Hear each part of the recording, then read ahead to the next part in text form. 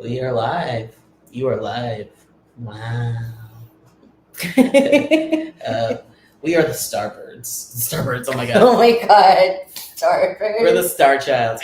Wow, call us the Starbirds. I think every time I see our title of our channel, You want to say Starbird? Is it because there's a bird right here? that might be because we're on StreamYard, but it's the Star Childs Abroad, and then I just put our names together. So you put the abroad, the B sound, and then it just turns into Starbirds? Yep, the Starbirds.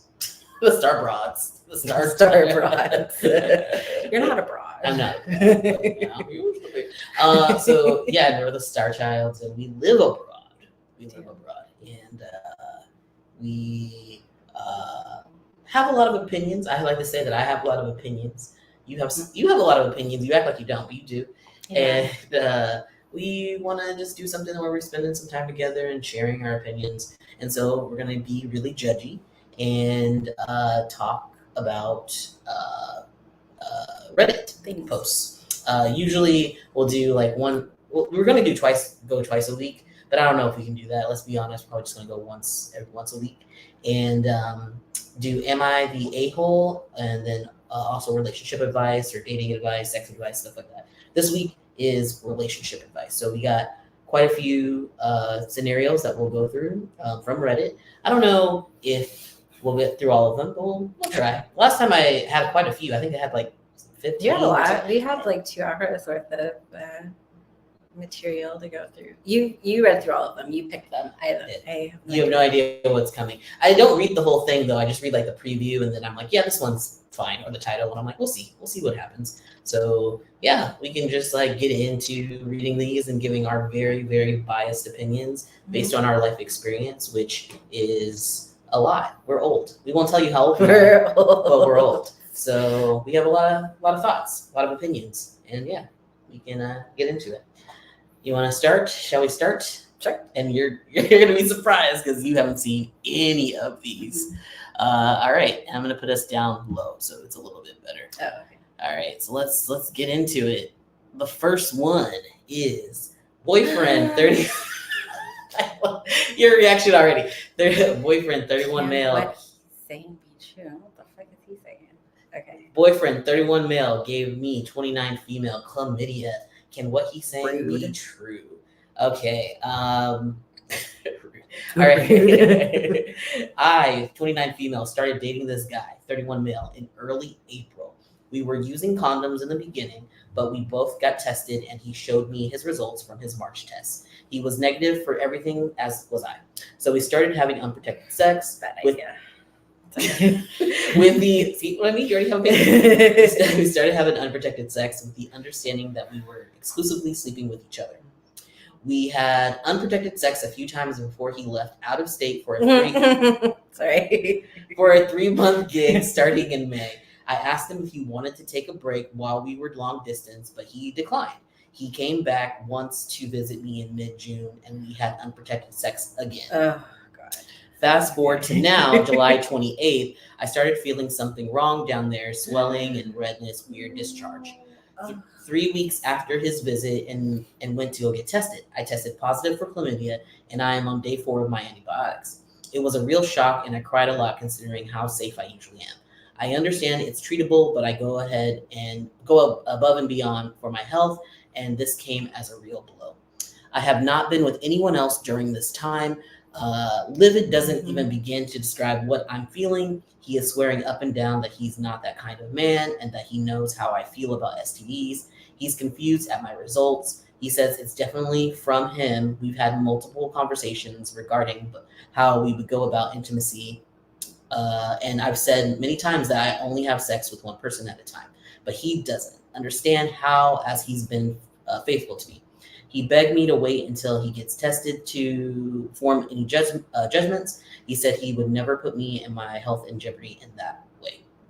I'm going to be speaking to a doctor about this next week, but is there any way what he's saying can be true? Thank you in advance. I've been losing a lot of sleep over this. Edit. Thank you so much for all your responses. People have responded. Here's some additional information. I made him get tested 2 weeks after we started having unprotected sex. Beginning of May, it was negative for chlamydia. He is convinced both those tests didn't pick up on it. The first test was urine and blood, and the second test was just a blood test. 2, I broke up with him 2 weeks ago because of general lifestyle incompatibility, but we were still having discussions about how to make it work. After my positive result on Wednesday, we are for sure broken up. Yes. Wow. I just haven't gotten used to calling him an ex yet, hence the title. But he is an ex. He seems to be in redemption mode because he truly believes that this is a huge mistake and he cares about the way I see him. This really only impacts whether or not we can be friends. 3, I did get a full panel done and I am negative for everything else. For all of the people cautioning about pregnancy, I am on birth control. For all the people saying I had unprotected sex too early. We used condoms the first few weeks and I made him get tested again. This was supposed to be an exclusive relationship. This will never be on me. 4, he will be taking a full panel STD test tomorrow. I will post it up. So I mean, you live and you learn. You live and you learn. It's really hard to believe off of like him getting tested for blood and the urine test that it didn't pop up. I mean, there is false negatives that does happen, but 2 different tests didn't pick it up. That's kind of hard to believe. Yeah, I don't believe that either. And they had sex multiple times, and like she didn't get it before. She got it after he came back from the trip. So it's really hard to believe that he didn't like cheat on her. My opinion is like, yeah, I'm glad she broke up with him because he's lying. He's a liar. Obviously, he's a liar. Which is just really annoying because I'm just like, people. I don't understand why people can't be honest and truthful about their actions. Own your mistake. Also, just being honest about who you are. Like, if you want to sleep with other people, there's nothing wrong with that. Especially if someone asks you, like, do you want to be open? I'm cool with that. Let's be, let's be front. For real. And then they're like, oh, no, I want to be exclusive. And then they go off and go sleep with someone else. Yeah, because they're trying to hold on to you. They want it all. But the thing is like, what if the person saying, no, you can have sex with other people, just let me know so I am aware. But then they still lie. I think dudes maybe feel like it's like an insecurity thing. Mm-hmm. Like, oh, well, if we're open, then she could find somebody else better than me, and then I'm out of the picture. And it's like, deal with it. But then they say no, and then they go behind your back and give you chlamydia. Or worse. I'm glad it was only that. It could have been worse. At least it's treatable. But I mean, STDs are very common. They are. I mean, you can, even if they were exclusively, and say they were open though, and then he gets an STD, that could have happened anyway. Like you guys were like, oh no, we're going to have an open relationship. And then it's still. Well, if you're going to be open, then you should be using protection. And I think that's what her gripe is. It's like, why didn't you use protection if you're going to sleep with someone else? Exactly. Yeah. Or why not say that you were sleeping with someone else unprotected so that she could go back to protecting herself from him. She wanted the exclusivity to know that it was safe for them to be unprotected together. And he broke that trust. He did indeed. Yeah. Can he? But her question is, can what he's saying be true? No. I mean, I'm not a doctor, but I would say no. Absolutely not. No, absolutely he's not. fucking lying. And you should. I'm glad she cut her ties. It's not worth it. It was only a couple months. It's not like this is your one true love. No, it was an experience, and hopefully you learn from it. Basically, yeah. But that's tough. Yeah, that's rough. Talk about getting burned.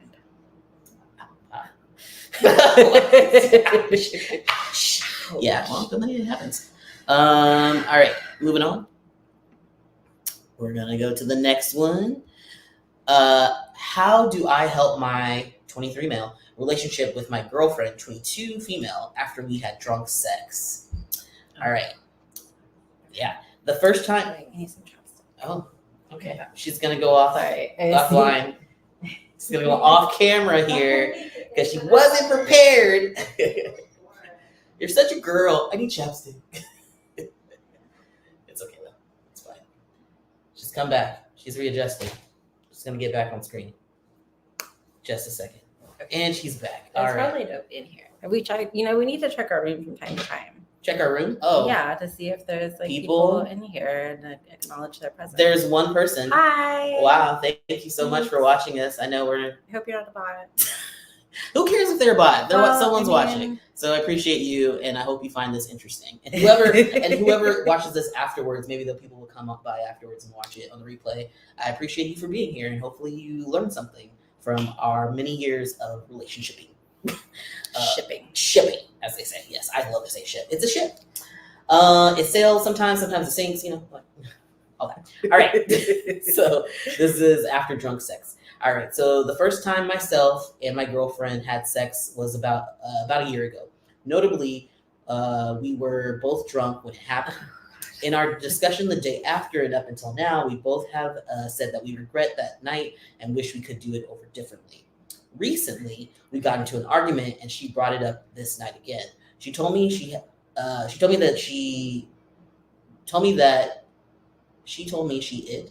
it conflicted her that she feels like a victim, but she doesn't blame me. What? And you guys are in a relationship? Okay. I was drunk and I do blame myself. We gave each other consent at the time, but drunk consent is not consent. Yes. This entire situation has just been weighing very heavily on me and I don't know what to do. What is my next move here? I love her very much and wish I could take back the past. We're not in any ongoing conflict and neither of us want to leave. Our feelings are completely valid and I'd like to work through it with her. What are some things I can do to help us work through this? TLDR, I had drunk sex with my girl. Oh, yeah. What? So. Okay, wait. So the first time they hooked up, they were both drunk. This was a year ago. A year ago. Had they established themselves as boyfriend, girlfriend? That's what they're saying. That's what I'm getting from this. And then they got drunk and then they had sex? Yeah. Or... Yeah, so I think that's what he's saying. Like they were dating, but then the first time they had sex, they were both drunk. So they were like on a date, probably out. Right. Had some drinks. And she keeps throwing it in his face. No, like recently.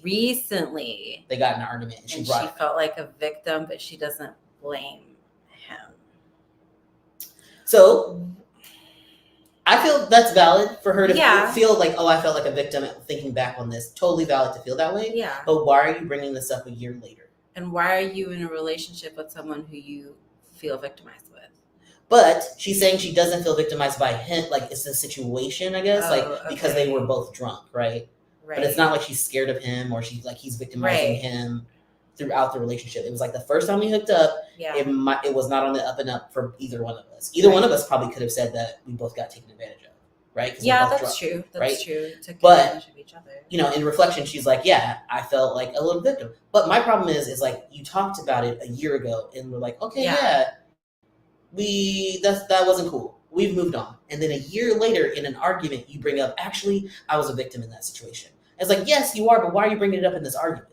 Yeah.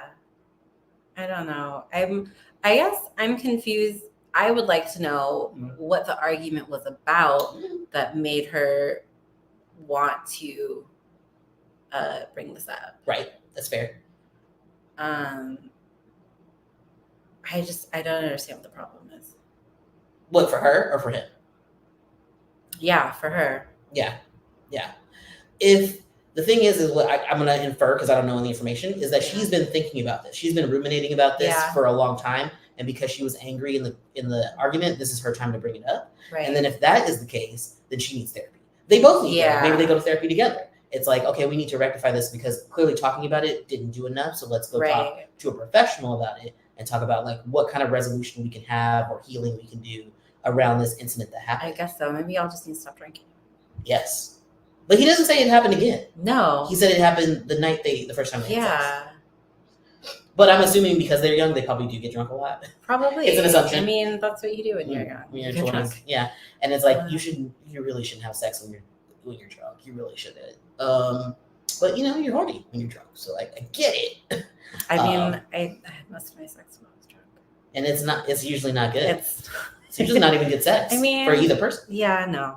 Like if you're a male, you're gonna have a hard time staying hard. Yeah. And performing well. And if you're a woman, you're probably not gonna be really all there, honestly. So unless some people can like function through it well, but a lot of people it's harder too. It is hard. But for my opinion, my thoughts about this dude is like I would ask her if this is really bothering you, we need to go talk to someone about it. Like we need to get resolution professionally because that's like not something you can really like I don't think you can just talk through that. No, I don't think so either. I guess I'm confused as to what her actual, like, what her problem with the situation is. Is it the fact that she was drunk? Is it the fact that they were both drunk? Like, I don't understand. Because if you were both drunk, I don't know. It doesn't seem like. No. I don't get what the problem is. Yeah, but that's it's okay that I want to point out that, like, if she felt that she was victimized, I feel like that's fair. Yeah. Like, she was not in the right mind to consent to sex. Yeah. Okay. What are you doing? Oh, sorry. I'm just looking. Can you like say out loud what you say? I want to see what other people have to say and if the original poster came back and said anything.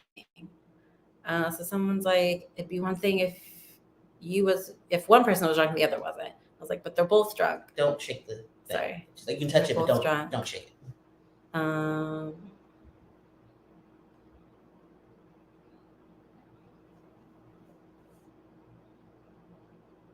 Yeah, they've been dating for a year. Why would you still be upset? Why would you be upset about something that happened a year ago and still be in a relationship with someone? Well, I don't know. It just sounds a lot of people are in relationships and they don't problematic. understand, like, trauma, and Yeah. they're like okay with being in relationships that are not healthy because they've been conditioned, you know. But all right, do you want to see if any of the LP came back? Yeah, Does not look like they did. Look like it. No. Everyone's kind of like, what's the problem? Yeah. Yeah, I'm like, I don't get what is the problem. But that's the thing the problem is she's upset, so he's trying to figure out what he can do about it, right? Break up with her. That's what you could do. You could say, I'm sorry you feel that way, but maybe we shouldn't be together. Yeah, maybe we shouldn't be together. I feel like if they want to stay together, you got to go to therapy. But again, looking at their ages, to be honest, 22 and 23, she sounds like kind of an issue. So I would say, I mean, honestly, like, I don't understand what the problem is. Well, 22, early 20-somethings don't know how to have conversations and process their feelings correctly. Yeah. The frontal lobe is not developed. He's already, like, I mean, I guess. He's remorseful about it. Yeah, but like, if they were both drunk, then she didn't do anything wrong. They were both victims of each other. Yeah. And she's bringing this up after a year. No, red flag, dumper. Okay. That's how I feel about it. Okay.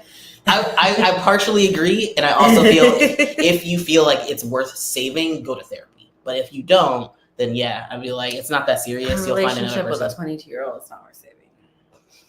All right, let's move on.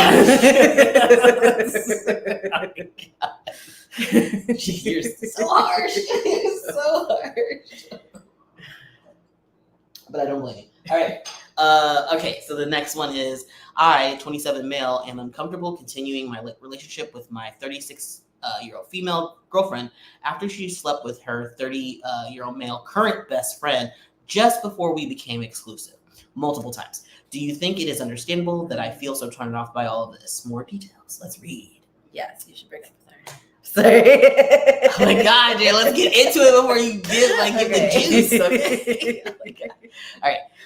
I'm in a relationship with someone who was sexually active with her male best friend during the same 2 months I was also involved with her, sexually and emotionally. I've always been doubtful about her having many male friends, but she insisted I keep an open mind, which I did. However, this situation has been the last straw for me. Her sexual involvement with her male best friend during the same time we were together, despite her reassurances about how special our connection was, has made me question everything and feel deeply uncomfortable. As you should. Despite her telling me that she never felt this way towards anyone before, it's become clear that my feelings of something special might not have been as unique as I thought. She still hangs out with this friend both online and offline, which is making me uncomfortable and questioning the authenticity of our relationship. It is so far right that she didn't do anything with anyone during the relationship. Okay. But still, it stinks. I am willing to communicate with her, but do you think it is logical and understandable that I feel so turned off by her doubt? Additional notes, I'm hurt by her lying more than anything. She told me I was the only one she was sexually involved with. All right, that last little thing. Okay, yes. Yeah, no. Also, the fact that she was telling him that she's never felt this way towards anyone before, that is a straight up narc line. And no. Yo, what? Yeah, no, that's BS. How old are they too? They're like older. Yeah, no, she's totally taking advantage of you. Yeah. Yeah, get out now. Yeah, I would run. I would run to run. the hills. Yeah, absolutely. Run for your life. Okay. Seriously. Yeah. Because, okay, it's okay, like, if you weren't exclusive and she was sleeping with other people, but she said that she wasn't sleeping with other people. And then you put on, it's like, oh, it's your best friend? Yeah. Like, it's nothing wrong with sleeping with your friends if everyone's cool with it. If the people that, like, if you're in an open relationship, if like you're not exclusive with people, there's nothing wrong with sleeping whoever you want to sleep with. But you can't be telling someone else, you're my one and only, I'm not sleeping with nobody else. I'm curious if she ever dated her male best friend. Like if her male best friend like was this an ex, because I could see that narcs like to do that. They like to keep their exes around. Yeah. And makes them feel good about themselves. Yeah, like they are wanted. There's like something people are interested in them. You should feel turned off by it, and you should definitely leave. Absolutely. So Jay wants to check out people's current best friend. No fucking chance. Be careful with shaky. Okay, sorry. It was only a soak, no pumping. That's a Mormon reference. God. Just the tip and only a few inches of shaft. That's all I swear. Okay, yeah. Just break up already. You know she's full of shit. Yes, she is. Which is usually the answer to a lot of these. Just like, just break up. You know? Just break up. She's been stringing you along. Oh, there's no poster. Okay, read the thing above. Oh, it says, if this is the last straw, then why haven't you broken up? You either are finished with this or not. She's meeting her needs. She doesn't care if you are unhappy about it. If you stay and complain, then you just want to complain, but you won't change her. That's true. You won't change her. I just want to know, OP. I just want to know if it's logical to feel that way for me to feel so turned off and uncomfortable. Oh, yeah, absolutely. Yeah, absolutely. Those are your feelings. Yeah. That's how you feel. There's nothing wrong with your feelings. Feelings aren't always logical. But doesn't like they're valid. They're valid. Yeah, it's totally fine to feel turned off and uncomfortable from your girlfriend having sex with her male best friend, even though she told you that she wasn't having sex with anybody else. Literally right before you got together. No, she's fucking with you. Run. She is fucking with you. Okay, I'm just going through to see if there's I think most people would agree with us. Yeah. Someone saying you haven't left because you're trying to justify staying. Yeah, don't stop trying to justify it. Just because she said, oh, you're so different. I've never felt this way before. She's a fucking liar. She's a fucking liar. Run. Okay. Yeah. Okay, that was easy. Okay, moving on. Oh, all right, going to the next one. All right. We should check our room. Okay. You're good about going back to the room. There's still one person here. Hi. You're dope. You're dope. All right. I, 28 female, want to leave my husband, 29 male, but he refuses to leave. How can I get him to take me seriously? Leave, girl. What do you mean he refuses to leave? Just go. People feel like they don't have any choices. 12 years? Can I get into it? Jesus Christ, Jay. Oh, my God. All right, let me read it before you start reacting. Okay. But yes, we feel the same way. Like, this is crazy. Just leave. Okay. I, 28 female, have been with my husband, 29 male, for 12 years, which means they've been together since they were teenagers. Married for 1. We have 2 children under 5. I have recently been super unhappy and wanting to leave, but every time I bring it up, he says it's so out of the blue and I'm acting silly and just says, well, I'm not leaving. And it's making me feel like I'm going crazy. Like, do I really want to leave, or am I just going through a shit time? For context, I have daily arguments, not full on, just like moans, about him smoking weed AM to PM, ! Not helping around the house or with the kids. My eldest child has ADHD and is a very, very difficult child, so needs routine and structure, which my husband doesn't follow. I feel like I'm not the same person I used to be. I am miserable all the time, but I genuinely love this man. Why? Like with all my heart, I love him. Why? That's just trauma. Every time I think about leaving, I feel nauseous. I can't eat. I can't sleep. But I don't want to make the wrong choice. But I also feel like I'm still so young, and I don't want to spend the rest of my life feeling like this. He has gone away today for work, gone for 4 days. And I've said when he returns, he will need to leave and give me the space I need, but he just won't. Refuses to go. Of course not. I'm really not a confrontational person, so I don't know what more I can do. I also get on with his family so well. I am super close with his mom and brothers and spend every weekend with his family, so that's making it really hard for me too. I'm just so lost and can't bear to feel like this anymore. I know it's a decision only I can make, but does it get easier? I don't want to tell my family or my friends because I almost feel ashamed and don't want to be blamed for ruining my relationship because nobody knows what goes on in our life. Everyone views my husband as this perfect man and tells me how lucky I am all the time, and I feel like people will blame me for breaking up my family. ETA, the house we live in is purely belongs to me, paid for by my family through inheritance. Oh, fuck. He's not going anywhere. Okay, so Shit, girl. the situation is it's going to be awful when you leave him. And you need to leave him. And that's just the fact. You're going to ruin the relationship with his family. That's not your fault. He's a liar and he's not telling the truth. They don't see the truth about how he actually acts. But that's not your problem. Like, you don't want to be with this person. You love him, but you love him because you've been with him for 12 years, not because he's actually a good partner. Yeah. And like, he ain't pulling 50%. He got to go. He got to go. And they have 2 kids under 5. God damn. This is why you don't have kids with people until you really, really know them. But people are like, oh, you get married, you have kids. It's like, no. But that's the fact is you don't want to be with this person, so you have to leave. Mm-hmm. Either you break up with him, you get a divorce, and you kick him out because he's gonna have to get out if you get a divorce. Or if he's like, I'm not leaving, you have to involve the police. Be like, I'm breaking up with you. I own this house. I don't want to be with this man. He's refusing to leave. And then they got to take him into custody. Oh, fuck. Okay. This is going to be hard. It's going to be really hard. She's going to have to start telling the family. Yes, that too. What is really going on. Yep. And be prepared for him to deny everything she says every step of the way. Yep. Because he is totally comfortable controlling the narrative here. Yep. Yeah, that's what I'm saying. Like, she's going to have to tell the family and be like, this is what's happening at home. You guys always tell me he's so perfect, but it's like, he's not. And this is what I actually deal with. And they might not believe her. And you're going to have to cut people off. You don't have to be like, yeah. She might have to do something sneaky, like some hidden camera shit. Yeah. Yeah. That's what I would recommend because it's hard to get people who are manipulative like this. It's hard. It's hard to get other people to see the truth, especially if they're spinning it one way. Yeah, that's actually a good point. Like, put up your phone and then just record the things he says to you or doesn't do. Absolutely. Yeah, and then you send it to the family and be like, "This is what I'm talking about. Come get your son. Like, he needs to come live with you because he can't live in my house anymore." Like, point blank. But my feelings on it is like, it's going to be hard. It's going to suck. It's going to ruin relationships, and you still have to do it. Yeah, but she should definitely trust her gut. Yeah. You're going to be unhappy for the rest of your life. And you're not going to get any help. So what's the point of having him around if he's not going to help? If you break up with him and then I'm assuming he's going to want custody. If he doesn't, then that tells you a lot right there. Yeah. It's like, well, then he has to take care of the kids. He has to come pick them up or take them to his house and actually help raise them.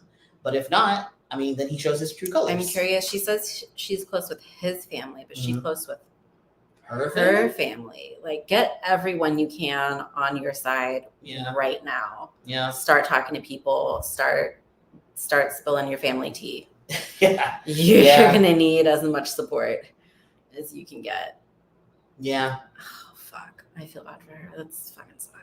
But this is what happens. I just feel like people who marry people when they're really young, it's such a bad idea. Or stay with someone when you're young. You met this person when you're a teenager. You're going to go through so many different variations of who you are as a person. Yeah. You're probably not even. Should. Exactly. You probably don't need to be with this person. It was good for that moment in time. And then you need to break up and live your life differently. Absolutely.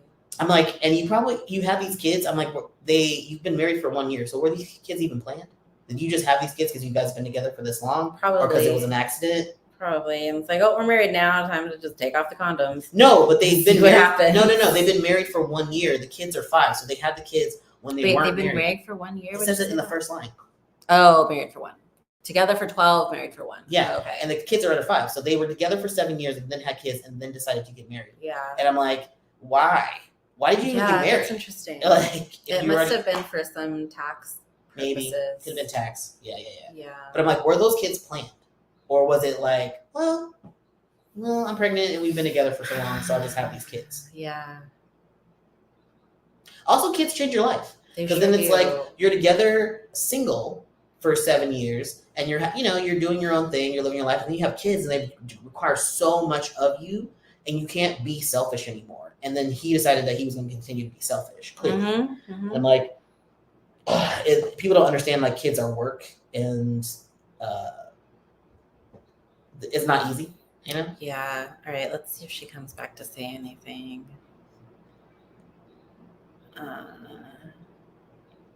Well, he's gone. Take this time to make a plan. Mm-hmm. Yeah, seriously. Make a plan. Yep. Start now. I would agree. Get a therapist. Absolutely. Yep. Yeah. Don't tell him any of your planning. Yeah. They also said put some money aside if you haven't already. Yes, absolutely. Yeah.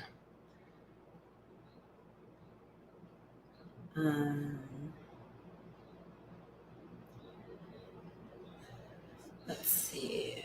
What else? Okay. All right. Men are very, very good at dismissing our complaints that then act like they got blindsided when they say we're leaving. They just want us to eat the shit they serve and not complain. Make your escape plan, store up some cash, and leave since he won't. The great thing about 50-50 custody is he will realize very quickly how difficult it is, and he'll get some free time. Live the life you want and don't be a servant anymore. Original poster. That's exactly what he said. I don't know where this has come from, as if I haven't been moaning about for the last 2 years. Thanks for the advice. And then the person came back, what he is saying is irrelevant. You start the divorce process and discuss with your lawyer how to get him out of your house, eviction, whatever. It isn't his decision to make. You don't have to justify it to him. Clearly, yeah. Yeah. It doesn't even matter if he wasn't, say he was a good person and he was helping around the house, but you didn't want to be with him. It's your right to break up. You don't have to be with anyone you don't want to be with. Like, break up with him and be like, right, I don't want to be with you anymore. Let's figure out custody. You got to get out. That's it. And he could say, oh, it's coming out of nowhere. Yeah, it is coming out of nowhere. I don't love you anymore. Or I don't want to be with you anymore. I love you, but I don't want to be with you. Yeah. And that's how I feel. And we have to break up. So we're doing that.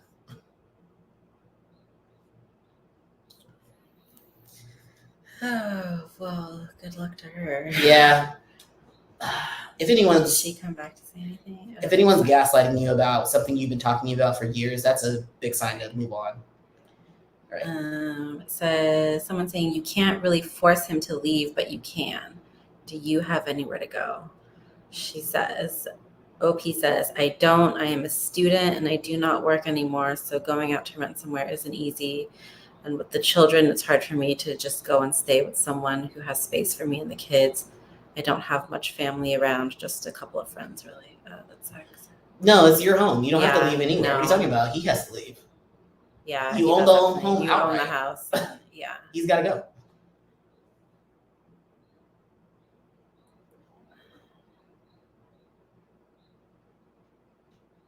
Just make your plan and get the hell out. Contact a lawyer. You can't evict him. How much school do you have left? OP says 3 years, medical student. Yikes. Right, she's in it. Yeah. Check out your school and see if they have resources. Might have some resources. Yeah. Okay. So she is an undergrad in the UK, OP says. I don't know what the laws are in the UK, but I would consult a solicitor, as they're called, an attorney. Yeah.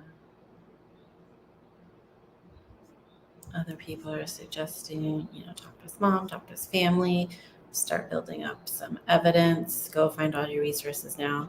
Okay, someone's asking, it sounds from your post that you are more addicted to him than in love with him. Yep. Original poster says, I do sometimes wonder. I couldn't tell you why I love him. I just do. It sounds like an addiction. But he's all I've known since I was 16, distanced myself from friends and family, and we became inseparable. That's a trauma bond. That is not love. That is not love. Now I feel like I'm just stuck in the rut and I can't seem to get out of it. You are stuck in the rut. You're stuck. You distance yourself from friends and family, so she's not talking to her family. Yeah. No. Oh, honey. I would say reinitiate that conversation with your family and be like, I fucked up and I've been emotionally abused for the past whatever years, and I need your help. If they are willing to give it to you, maybe they won't, but at least someone else will know what's going on with you. Yeah. Go. Yeah. Start making your plan now. Don't Get wait any out. longer. Get out. You might have to take out loans. I don't know. You gotta like figure out how to get out of there, out of that situation. Yeah, and but you're gonna have to dig yourself out of this because he ain't going nowhere. Nope. I don't know how the laws work in the UK, so I couldn't tell you like how do you get someone out of your house. Yep. Someone else says look up trauma bonds and see if that sounds familiar. Yep. That is most definitely a trauma bond. That is not love. I'm addicted to him, but I can't tell you why. I think I love him. I think I love him, but I'm not really sure. I'm kind of miserable, but I just like can't think of not being with him. That is a trauma bond. Okay, yeah. All right, you done with this? I have been done with this. Okay, I know. I have been done. I'm like, break up with him, move out, get on with your life. All right. The next one is my husband, 53 male, wants me, 44 female, to pay for upgrades on a house I have no financial claim to. I'm not in the will. How do I respond? No. You respond with no. Yes. All right. So my husband and I have been married for 3 years, together for 5. When we got married, I sold my house, just broke even after realtor fees because I'd only owned it for 3 years, and moved into his house that he owns, free and clear. We did sign a prenup before getting married. It's very simple, and just agreeing that real estate assets, financial assets, and debts before marriage stay that way in the event of divorce. I suppose we didn't have a thorough enough discussion about household contribution expectations, though. I was of the understanding that I'd move in and we'd just split the household expenses and carry on. Wrong. He expected that I would move in and start paying all of the bills because I'm saving money not having a mortgage. Mm-hmm. I'm not sure what that has to do with anything because he doesn't have a mortgage either, which I bring up every time we have this discussion. Doesn't compute with me at all because I still had to close on my home and pay some final bills after I moved in with him. I didn't start paying anything at his house until my house matters were all final. So his unilateral financial decision about bills didn't come to a head until several months afterward. Anyway, I complied to avoid any argument, and I transferred the bills into my name and started paying them. That's all been fine for the last few years.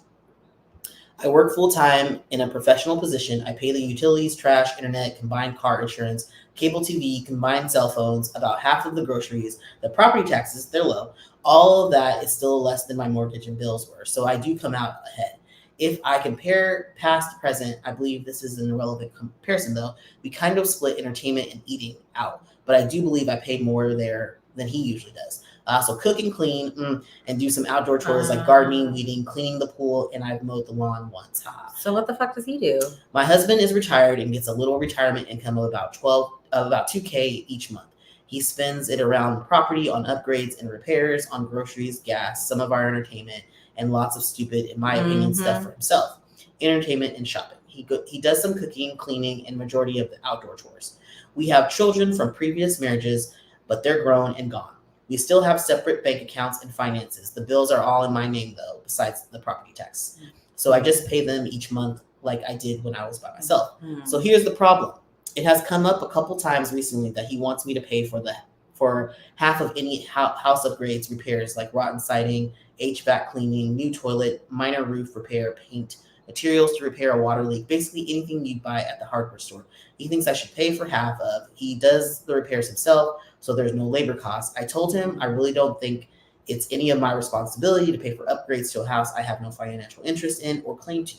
To me, paying all the bills frees up his income to then pay for any upgrades he wants to do. This relationship goes sideways, and I just have to walk away with nothing except the household goods I came with and maybe some furniture and appliances I bought over the last 3 years, He says everyone has to pay the same bills in life, and he doesn't understand why I always bring that up when he asks me to pay for other stuff with the house.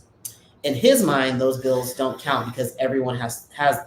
He even called me a gold digger, and he wasn't looking in the mirror when he said it. He genuinely upset that I don't want to contribute to house repairs.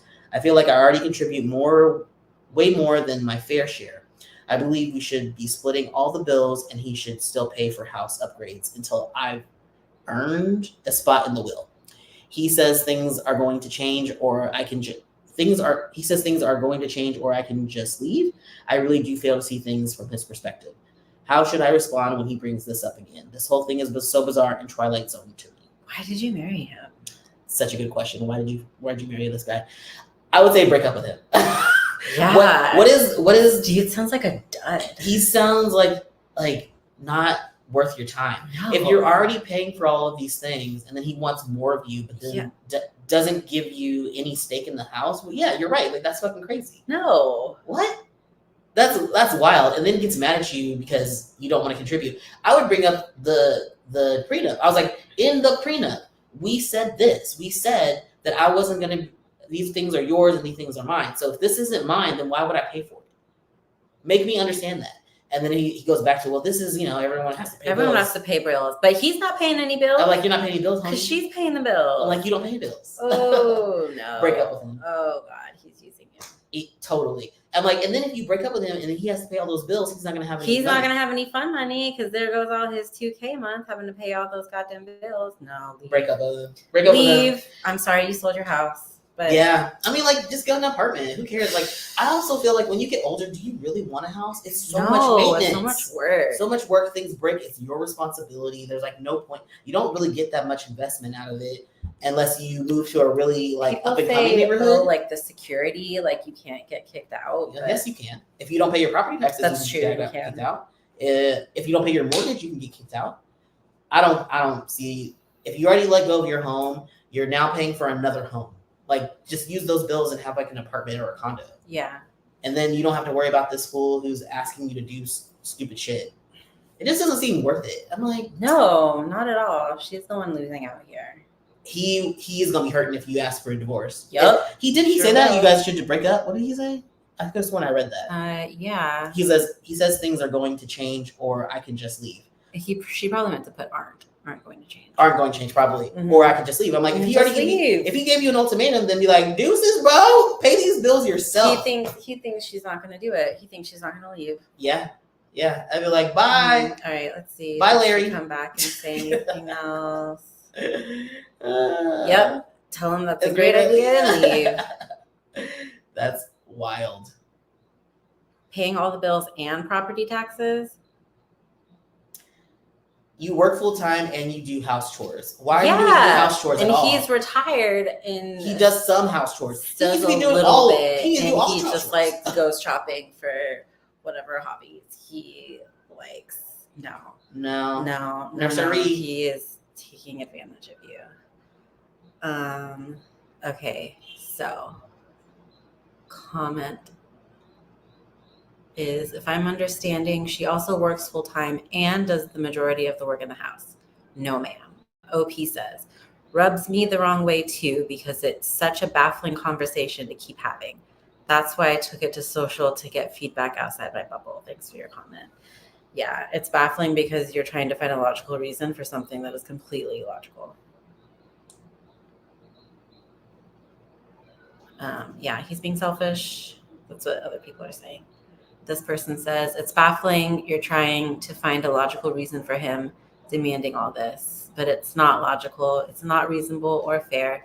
It's not because he's confused or you are misunderstanding him. It's because he's selfish, greedy, and lacks empathy for your perspective. But you don't want to accept a man you married is all these things, so you are confused. Yeah. OP says, yes, 2 exclamation points. And then, just like we said, OP, if everyone has bills to pay, why isn't he paying the bills? Exactly. Just move on. You ain't losing anything either. I'm like, 5 years is not that long. No, it's and not. You're very young. Yeah, someone else said, this is not a marriage, this is a scam. Yep. This is a scam. Yeah. He might have been looking for someone just like you that he can manage it. Absolutely. Leave. Just break up with him. Okay. Why did you agree to this crazy setup in the first place? Did he act differently when he was dating you? Have you and him discussed what will happen if he dies first? Will you be homeless? Original poster.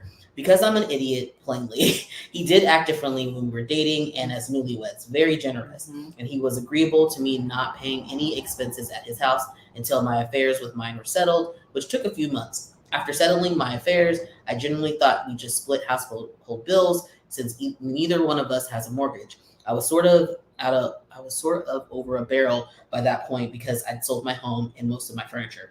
I just agreed to take over the bills because I didn't want to fight, and even with the property taxes, it is still less than my mortgage was. It has snowballed into the mess I am in with his ridiculous demands. His "if you don't like my new rules, you can just leave" tells me that he doesn't even care about me. It's truly wild to be in this situation. It is, isn't it? Just leave. Getting taken advantage of sucks.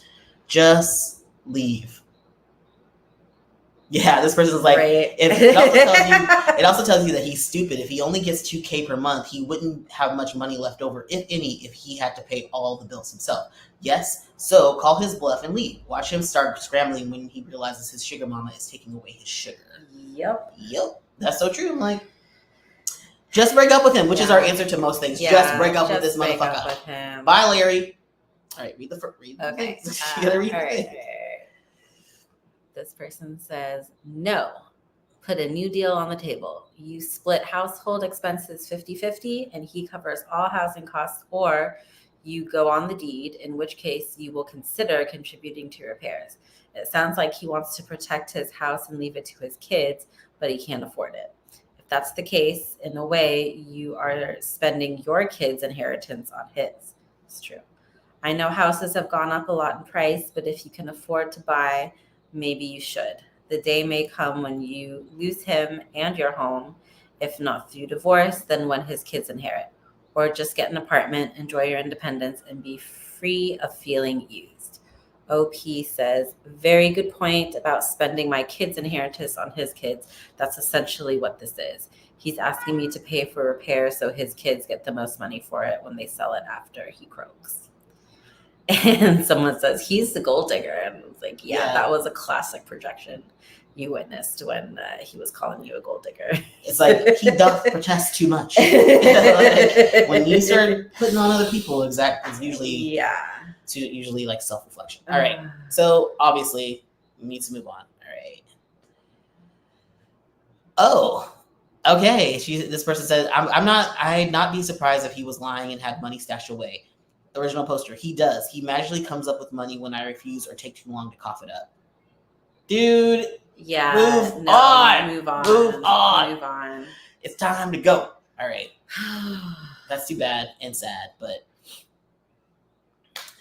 you live and you learn. It was only 5 years, dude. You have so much life. Like, it's not worth it. There are other fish in the sea, as I say. Move the fuck on. All right. Next one. I think my 27 female fiance, so the person's 27 female, the fiance is 29 male, might be cheating on me. What should I do? Oh my God. Probably break up with him. Yeah. All right. My fiance have been together since college. Okay. We were in the same city for the end of college in our master's programs, but have been doing long distance for the past year or so, living an hour apart, seeing each other on the weekends. During this time, my fiance became pretty close friends with his sister's best friend. Excuse me. She is about our age and they are into a lot of the same things. For a while, they were hanging out a lot together, like multiple times a week, one-on-one. This led to us fighting because I thought they were getting too close. He would also text her several times a day, and sometimes the texts were flirty. I went through his phone. Okay. Also, not okay, but okay. He apologized and said he'd stop talking to her. Well, I'm visiting him this weekend and woke up later than him yesterday. He was on the phone later, I realized, with her. I heard bits of their conversation, but basically he told her that he really liked her and was very attracted to her, but felt bad about leaving me. He also told her that he wasn't excited to marry me or have kids with me. He also said he wasn't in love with me, which really hurt. Okay. I feel like I've been gut punched and I'm not sure what to say to him. He doesn't know I've heard any of this. I love him very much and always thought he was the one for me, but just want to cry now. Is this a deal breaker? Can we work through this? No. You say fuck you and leave. You're done, girl. You already heard he doesn't love you. Like, you move on. Oh. Which is, I'm like, that sucks for her. But also, I'm like, you're young. You guys met in your college years. You're learning, you're growing. He lives an hour away. He meets someone new who he actually has more in common with. And he's clearly into this other person. It's frustrating that so many women just subscribe to this myth of like, oh, I'm going to find this one person and we're going to meet in college and it's going to be great. And then we're going to spend our whole lives together. And it's like, no, that is not going to happen. Or it doesn't need to happen. No. You can just have a that's relationship and it just be a relationship that was good at the time. Yeah, and then you can just end it. Just end it. It's fine. You can go find somebody else. You're not like... It's not like, oh, I fucked this person and now they're the one and only. You need to stop getting relationship advice from Hollywood. Yeah. Stop. Just stop it. You're like, so they met in college. So they were like 20 years old, 22 years old, at the end of college or something, right? Should have broken up at graduation. As soon as you went long distance, it was already going to be a problem. But like you've been together maybe 5 years. It's like, it ain't worth it. Really. Stop trying to make fetch happen. It's not. And also, I mean, it just tells you a lot too. You're like, he met this other person and has a lot in common with them. Yeah. They like just let them go do their thing. Yeah, you like kind of be happy for him. Like, oh, you met someone who's more compatible for you. That's great. Y'all have a great life. I will go do my own thing. We're clearly not to learn how to break up with each other. They really do. People don't know how to break up with someone. Is that the problem? Why are we still trying to drag these things out? Well, she's like, well, I'm the fiance, so maybe like she feels entitled to this person. I guess so, but it's like I would be like, oh wow, okay, well, you're probably much better and happier with this person. And then once you were sleeping and you heard him say, I don't love you anymore, I don't want to have kids with you.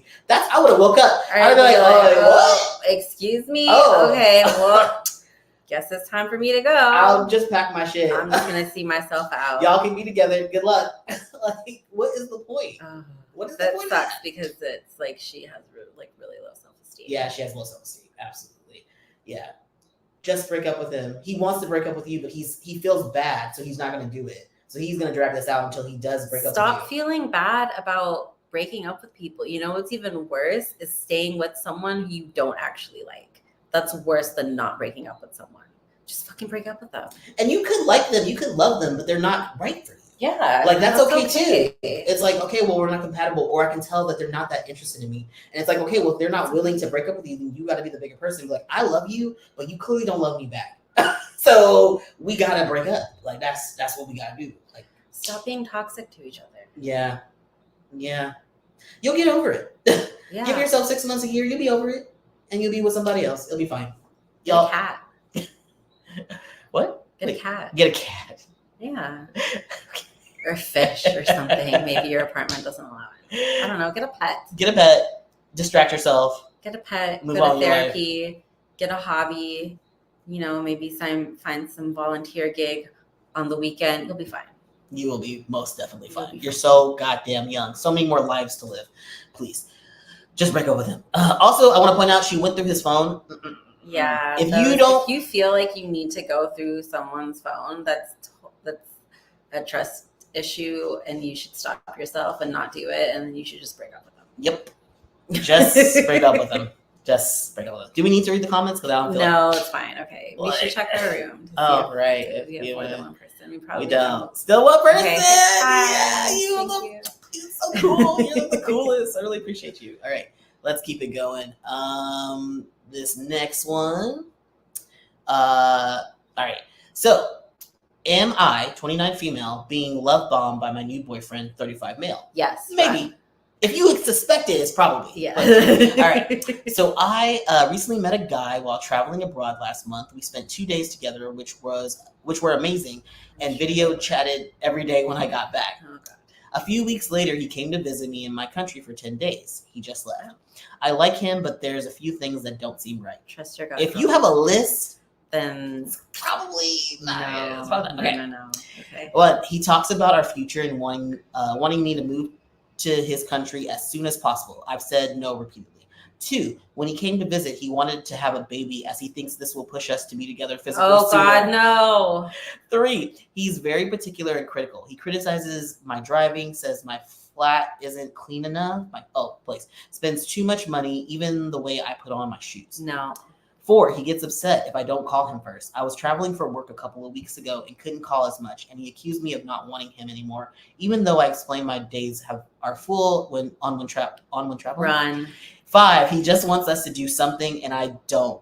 He won't take no for an answer or accuse me of not being interested. 6, the 10-day trip he booked before I could confirm the day's work for me. I had to cancel plans I had, book days off last minute, etc. No. Overall, we do get on gosh. well, but it all feels like it's moving a bit fast. Yes, it And the is. critical comments I really dislike. Does this look like love bombing or to anyone else?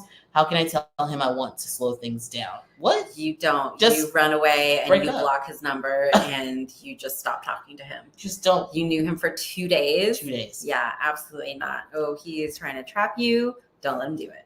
Wanted to have a baby with you. Oh my God, no. That is scary. Oh my God, no. Please don't.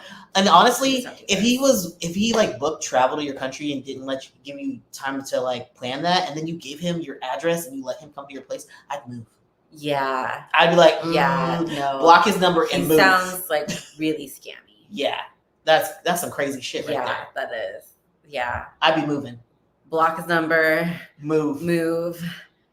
Alert the authorities. I might leave if I don't have time to move. I would maybe I don't have the money to. I would leave him on a little bit, just a little bit, so I could get the money because I don't want him showing up. Yeah, that's true. Because he could just pop up and be like, try to like kidnap you or something. Yeah, do something, just be crazy or something. Yeah. Like he sounds crazy and scammy. Ooh, that is Please scary. run as fast as you can. Change your number. Whenever you have a list, Yeah. No. Run Absolutely to the Okay. hills. How many other people are going to say run? No. Oh my God. I don't know about Gen Z terms like love bombing, but booking a trip before confirming the dates with you is a red flag, and having a baby would force it to be closer. What the fuck? You have a baby because you are close, not the other way around. Seems like a bad guy. Original poster, thank you. I feel like I'm going crazy because my friends say he's just sweet and really into me. But Get some new friends too. But my gut is telling me something isn't right. The baby Your thing gut. is freaking me out the most. Yes, He keeps it talking about accidentally getting pregnant Oh, and how God. great it would be. Oh God, no! Trust your gut. Wait, how old Please are they? change your number. Did she say her age? She's that old? You're 29. The fuck? You need to get some new friends. That is not Gen Z. That is a millennial. Like, You what need the to get fuck? some You should friends. know. No. All right. No, Gen Zers are 29 now.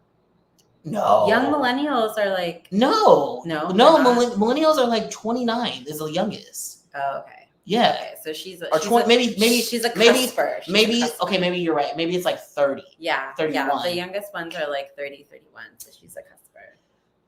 That's a cusper. Some people say some things like red flag, and the original poster is like, yeah, it's bizarre. I don't understand why anyone would want a permanent thing like a child with someone you barely know, but yeah, good I know now than later. Like 29, I'm like, bruh, are people just like really naive? I think so. Yes. Like, what? Yeah, especially if you grew up like in a small town, you don't have a lot of exposure to the outside world. We're, biased because we grew up like city kids. We're very city kids. We grew up in like big cities around a lot of people. Well, Sacramento's big. Yeah, I'm from Sacramento, California, which is a population of like 500,000 people, and it's very close to the Bay Area. Yeah. And where I spent most of my adult life. You I are grew from up the Bay Area.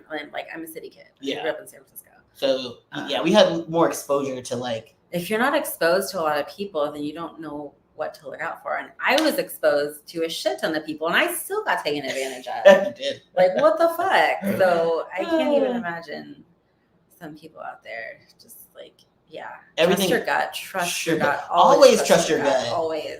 And whenever, Even if your friends are telling you you're wrong, they're wrong.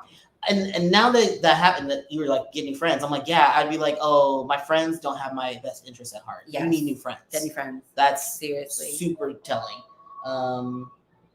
Anywho, I don't think we need to read anymore. Do you want to read anymore? I mean, the answers are there. Yeah. Run, girl. Yeah. Run. Yeah, most people are just saying the same thing. He's almost like, I don't know about love bombing, just sounds like a psycho. Yeah, that's like, he sounds fucking crazy. Yeah, just run. All right, moving on. All right. We just keep it going. Oh my gosh. Wait, I want to close. Oh, you want to close this? Yeah. All right, Jay's going to get up and close the window because, dang, shaking everything. Jesus Christ. It's nighttime now. Obviously, it's 8 o'clock. Where we are, we're in Central Time. We live in Central America. And it is 8 p.m. and it's dark outside. And we live in a tropical country, so bugs galore. Trying to fix this. It's just gonna pull down. I don't know why even bother. That makes me feel better. Okay. All right then. Okay. All right. Another young kids. All right. I, 22 male, went through my girlfriend's 20-year-old female phone. What do I do? You break up with her. We should call this our show. Just break up with him. Just break up with her. That's our relationship. Just break up. Which I think is pretty valid. All right. Hello. First, Reddit post on something like this. Super conflicted on what to do. Me and my girlfriend have been dating for about 9 months, and recently we took a cruise together. We had a great time until the third day, where I had her phone and opened her notes to write something down, to which she responded very abruptly, almost snatching it out of my hand, which gave me a really weird feeling like she was hiding something. Okay, why did you go in her phone? Anyway, I asked her about it, but she said it was personal, and I wanted to just leave it at that, but my curiosity got the best of me, as I've been cheated on before, and this piqued my anxiety. Later that night, I opened her phone, and I really regret it. My anxiety before was very light compared to how it is after reading that she wrote a whole breakup message saying how she didn't feel like she was completely over her ex who cheated on her. Oh, God. What the fuck? Okay, I know I've been the best guy in her life, so this was extremely hard to see. How did you know that? As I that's pretty funny. That's an assumption. It was really hard to see, as I've done everything I can in this relationship to be a great boyfriend. I know she loves me deeply, or at least I thought so, which is also why it hurt so bad, as there have been no signs of her being unhappy before this. Me, although really upset at first, I got over it and decided to spend the rest of the cruise having fun with her. It was written 2 weeks ago from our vacation, and she has since then deleted it, but she still has her ex numbers saved. I want to bring it up to her, and I hate feeling like this, but I am so embarrassed about telling her that I went through her phone. I really love her and wanted to work out, but I wanted to know some ways to approach this whole situation. All right, thank you for going there. Okay, so a couple things. First, go back to English class. People go to public school and they don't learn, you can't guilt people for the bad public education. All right, first thing is, one, you went through her phone, period, without asking her, which is not okay. You need to forget that you thought that, because she could have just been journaling and working through something. Yes. Yes. One is like you went through her phone without her permission. So you broke her trust, period. So you're like, I've been so good to her. If you were so good to her, why did you even go to her phone? If you tell her that, she could just break up with you just on principle. Based on that. She wouldn't be wrong. She would not be wrong. And you're totally right. I wouldn't even think about her journaling. I'm like, but yeah, she might have been journaling and just going through something and was trying to get things out. And that's how she felt at the moment. Yeah. Because especially if she was with someone and they cheated on her and she still somewhat has feelings for this person, it's just trauma she's working through. She's young. She's fucking 20 years old. Like, y'all are young. So it's not unheard of for people to go back to their ex because, they trauma bonded, whatever. Yeah. But yeah, she might have just been going through it and just had a moment, and then she's like, I'm done with that. I don't really feel that way anymore. I was stupid for even feeling that way, and I want to be with this guy because he's great. Mm-hmm. But the fact that you went through her phone once and then you went through it again, are you such a good guy? Yeah, I don't know. Maybe you should check yourself. Are you really a great boyfriend? I don't know if you're a great boyfriend because you have trust issues. So I feel like that's a real confident statement. I know I've been the best guy in her life. I know. How do you know? Do you? Even if she told you were, doesn't mean that's the truth. Yeah. What do you mean? You don't know shit. So many feelings on this. I feel like if I wish I knew her, I'd be like, you should break up with me. Yeah. I would tell your girlfriend to break up with you. Is dumb. Y'all are young. Y'all been together for 9 months. It ain't gonna work out anyway. Mm-hmm. Just break up anyway. Yeah. Or at worst, she's gonna get pregnant and feel like she has to stay with you, which is awful. Why are y'all going on vacation already? I really hope you guys are using protection. Please be using protection. Please be using protection. Wow. 9 months. Wow. And I feel for her because, if I had known someone for 9 months, we dating, and then I see your ass in my phone, what the fuck you doing? Yeah, why'd you pick up her phone to make a note? That's a sneaky move. I don't trust you. Yeah, but what? Nah, something ain't right. Something not right. Do you want to see? Not really, but I mean, I already know how I feel. I know. Let's see. Writing. Y'all are so negative. I love you. Yeah. The OP loves drama, I guess. Yeah, sounds like it.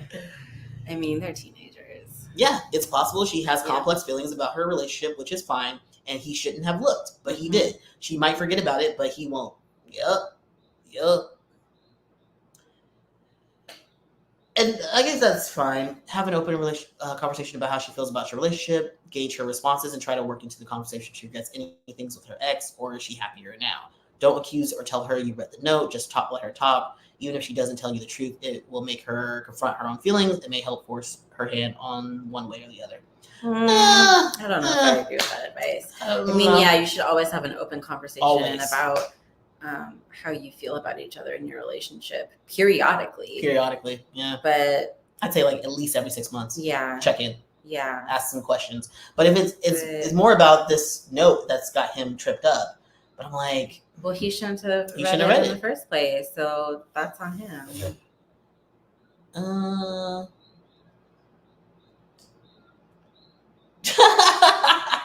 That's so mean. I would relax, have a great time on the cruise, and then dump her as soon as you get home, or you can continue to be the second choice and wait for her to dump you.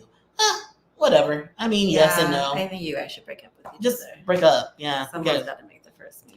You're young. You can just be with someone else. Yeah. It's fine. It'll work out. Learn from this. Stop trying to make your relationships last. Just move on. Just move on. Is that what the kids need to hear? Just move on. Break up with the person. Yeah. It's not worth it. No. Sunk cost fallacy. Yeah. Just move on. Just move on. There's not that. Plenty of people out there. So many fish in the sea.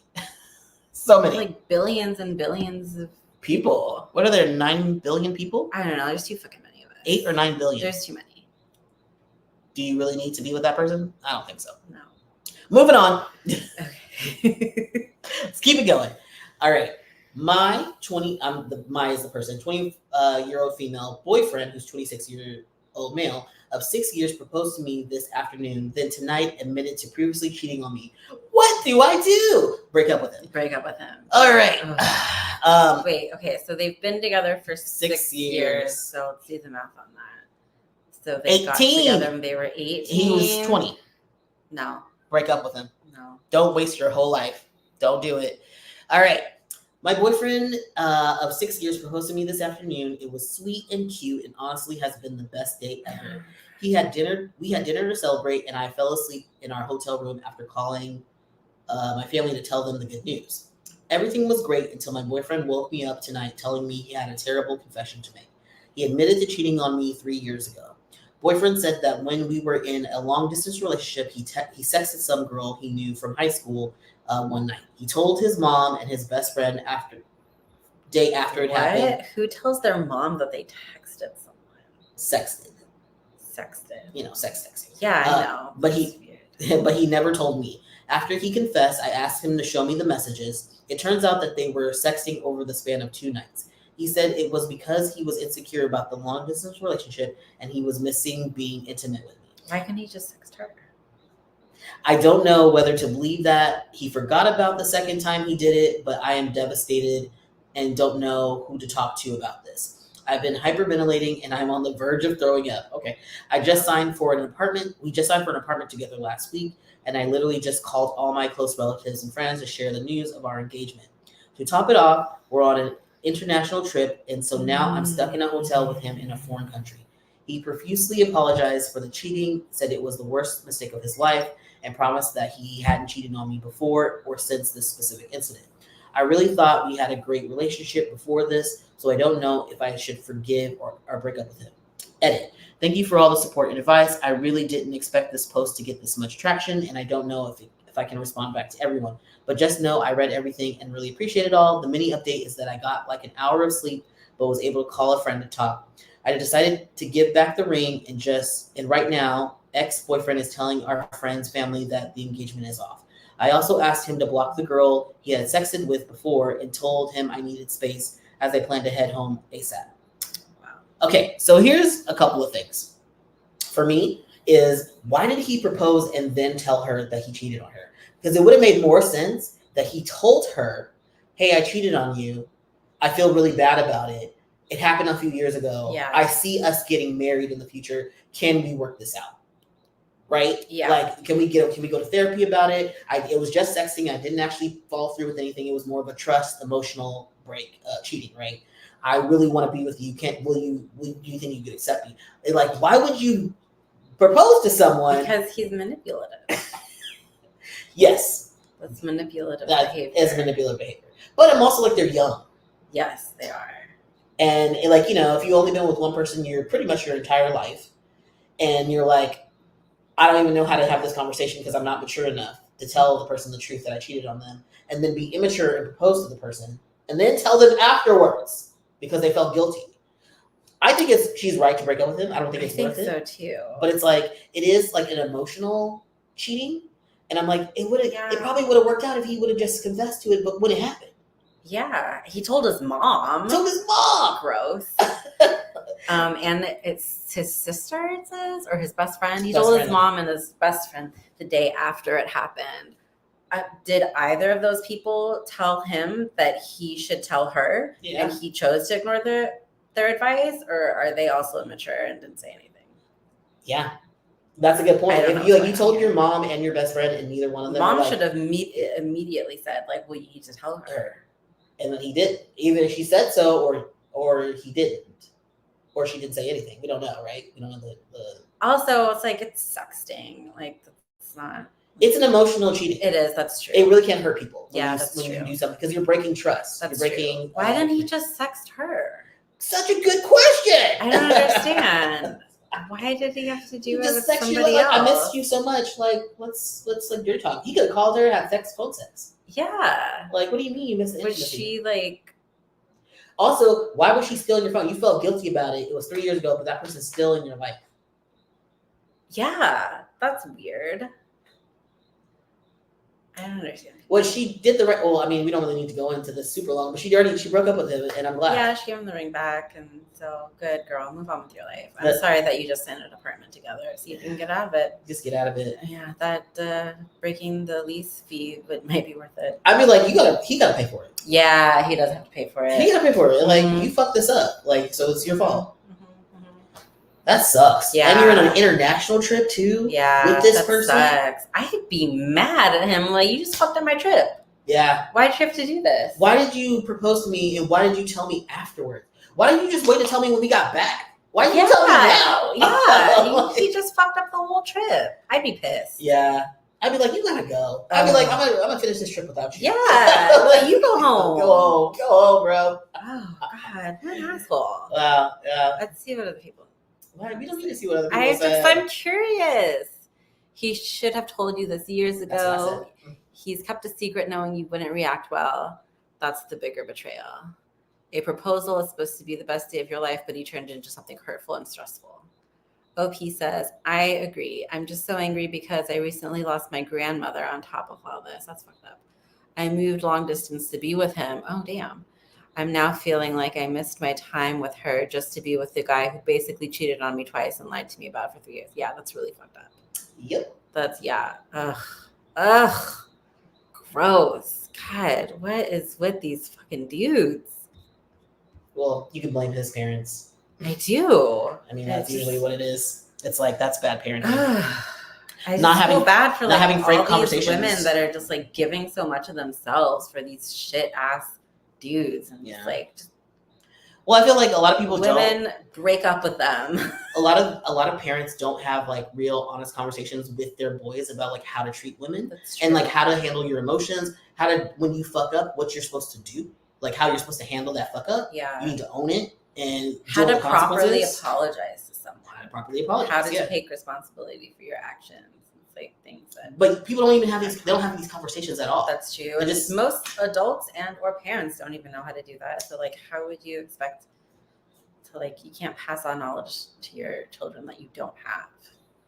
Yeah, that's frustrating. It is really frustrating. There's a lot of dudes, a lot of women too out there just being in fucked up relationships, not understanding that things are emotionally or physically abusive and just like taking it and like or thinking that it's normal. Thinking it's normal. Yeah. There was one post that I was like, I didn't even want to put up here because this girl was like, my boyfriend beat me or hit me. He hit me in the arm because I was upset and trying to talk to him. He told me to be quiet, and then I didn't. He hit me, and then he told me that it was my fault that that he hit. Oh, fuck no. Am I wrong? Am I crazy? Like, girl, No, run. Pack a bag right now. Get out. Shit, call fucking police and get his ass arrested. Oh my like, God. that's crazy. But yeah, I didn't want to put it up because I was like, what? I was like, oh my God. I'm like, she must have people in her family, like her mom used to get hit or something. Yeah. And like, she's just So like, she oh, this is saw normal. people getting hit and thinking it was normal. I was like, no, what the fuck are you talking about? Anywho, let's move on. Okay. Let's keep it going. We're going to go until 9 p.m. Is there anyone else in our room? Oh, I'm sorry. I forget about the people. Our 1 p.m. Just the one fan. You're dope. We like you. You're awesome. All right, let's keep going. Keep listening to us ramble. All right. All right. Husband, 43 male, doesn't find me 40 female attractive. Mom of his 3 kids. What would you do? Divorce Break him. Break up with him. Yes. Get a divorce. Get a Get a divorce. divorce. Make him pay 50% for his spawn. Yep. All right. I just turned 40 and I had 3 children with my husband within a 5-year span. I was 38 when I delivered my last child. During this time, I breastfed all of my kids and co-slept with the last 2. Eated all that liquor. Damn. After I weaned my first, I was able to drop all the weight I had gained, which was not that much at the time. After my second, I was on Zoloft at that point, and I gained a substantial amount while breastfeeding. That'll do that to you. You know. I also nursed my second child much longer than the first. I tried to lose weight, and it wouldn't budge past 10 pounds of loss. This is a lot. I was at the heaviest I've ever been when I weaned my second and got pregnant unexpected with our third. Well, of course, I gained even more weight during that pregnancy, and my body shape changed dramatically. Now I'm about 10 pounds over my heaviest pregnant weight. So I took a lot of different. So I look a lot different than when we first met, which of course was my fittest. I was a freaking hottie, and now I feel like a troll because of the things my husband has done and said. Girl, you do not deserve that. You just did an amazing feat of biology. 3 times. 3 fucking times. And your whole body changes so dramatically when you have a baby, period. And you did all of that 3 literal labor within a 5-year span. Holy shit! And he doesn't. That's respect amazing. That. He don't respect it. Okay. No, I know, but let's keep going. Whew, I'm mad for her already. Yeah, it's okay. fucked up. Some backstory: we have never had a lot of sex, or even really great sex. Why did you have kids with someone you weren't having good sex with? Okay, it's been pretty good the entire time I've known him. 10 years. We definitely had it more often before kids, naturally. Then I went through some tough postpartum things, and needed to get on Zoloft after our first turned 1. Well, that obviously zapped my libido and has kept the weight on me. So I bring this up, obviously, and it was an issue for him. He had an affair that I found out about after our second was around 2 months old. Oh, my God. What a fucking asshole. You should have broke up with him then. Oh, my God. I was really hurt by this and felt betrayed for many years after. I've recently let it go and forgave him. There was a time I was trying to initiate things more, but the foreplay wasn't there, and I was frustrated. At one point, I asked him to give me oral, and he attempted but stopped and said I smelled. Oh, what? I would have kicked him in the fucking face. I was so hurt and devastated. I was so hurt and devastated. How could he say that to me? I mean, like, make something up, right? My jaw hurts, tooth, etc. It's been over 7 years since he's given me oral.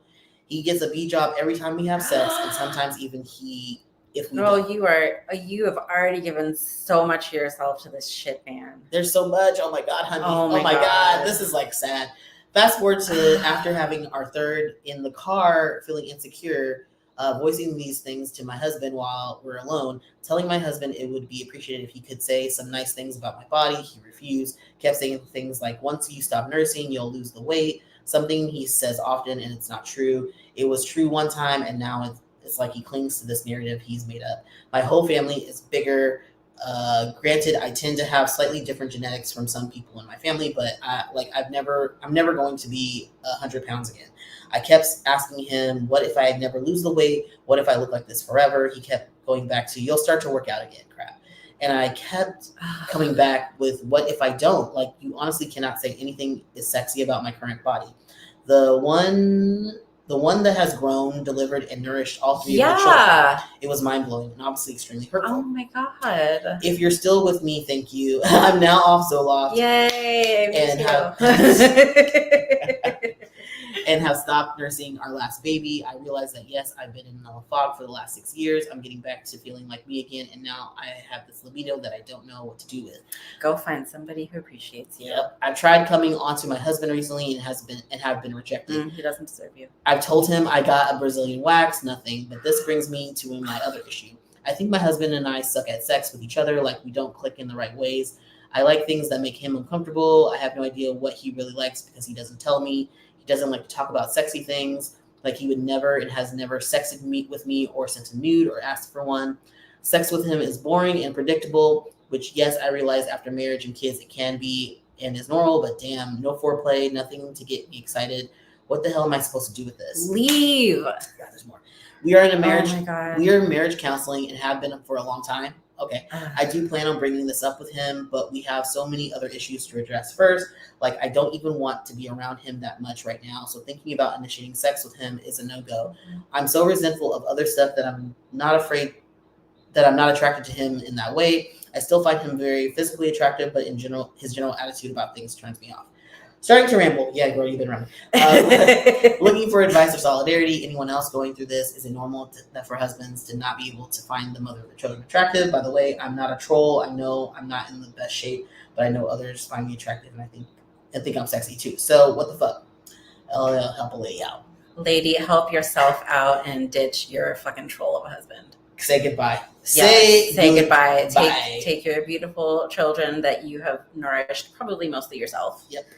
And go find someone who can appreciate you. If you already know that other people find you attractive, other people have told you. What you waiting for? It's what like, are you waiting for? All right, we'll go. Go. There will be other dudes out there who are also like divorcees or divorcees, whatever they call them, right? They're also divorced and have kids. Or go get yourself a nice little blended family. Yes. Or someone who wants to be with you and wants to have the sex that you want to have. Yeah.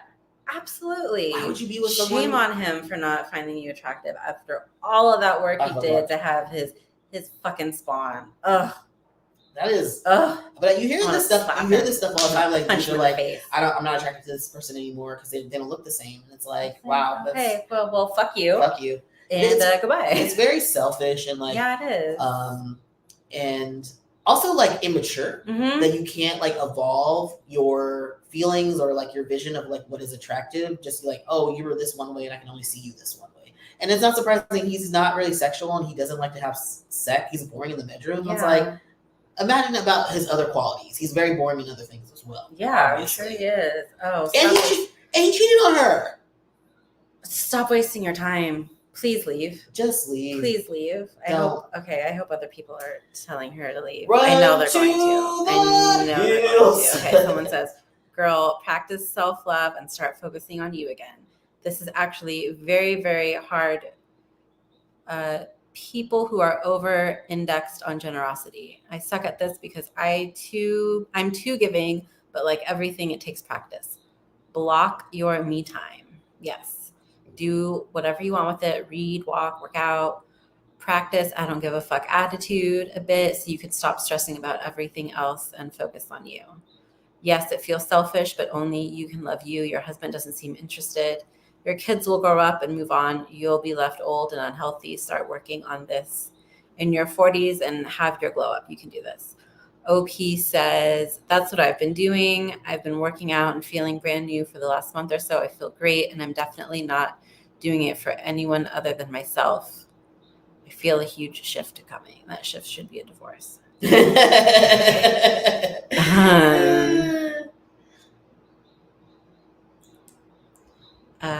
Okay, yeah, keep doing that. OP says, I meant more than working out for sure, but that's where she started. She's weaning off Zoloft and nursing, taking time for friends and outings and hobbies. He's not a fan, of course. Of course not, because he sucks. Because you're doing things for you and not for his benefit or the family's benefit. And he knows, he can see it. It's like you're starting to be happier without him. You about to get out of there. Individual counseling, yeah. Yeah. Like I don't understand you've been in counseling for years and nothing has helped. I mean, that means that you need to break up. Yeah, IP said, I had thought this too, that he's cheating again. And to be honest, I kind of want him to be so I can say, what's the point? You don't need another excuse. You've got plenty. You've got so much material to break up with him. Yeah, you already know your answer. Opening the marriage? No.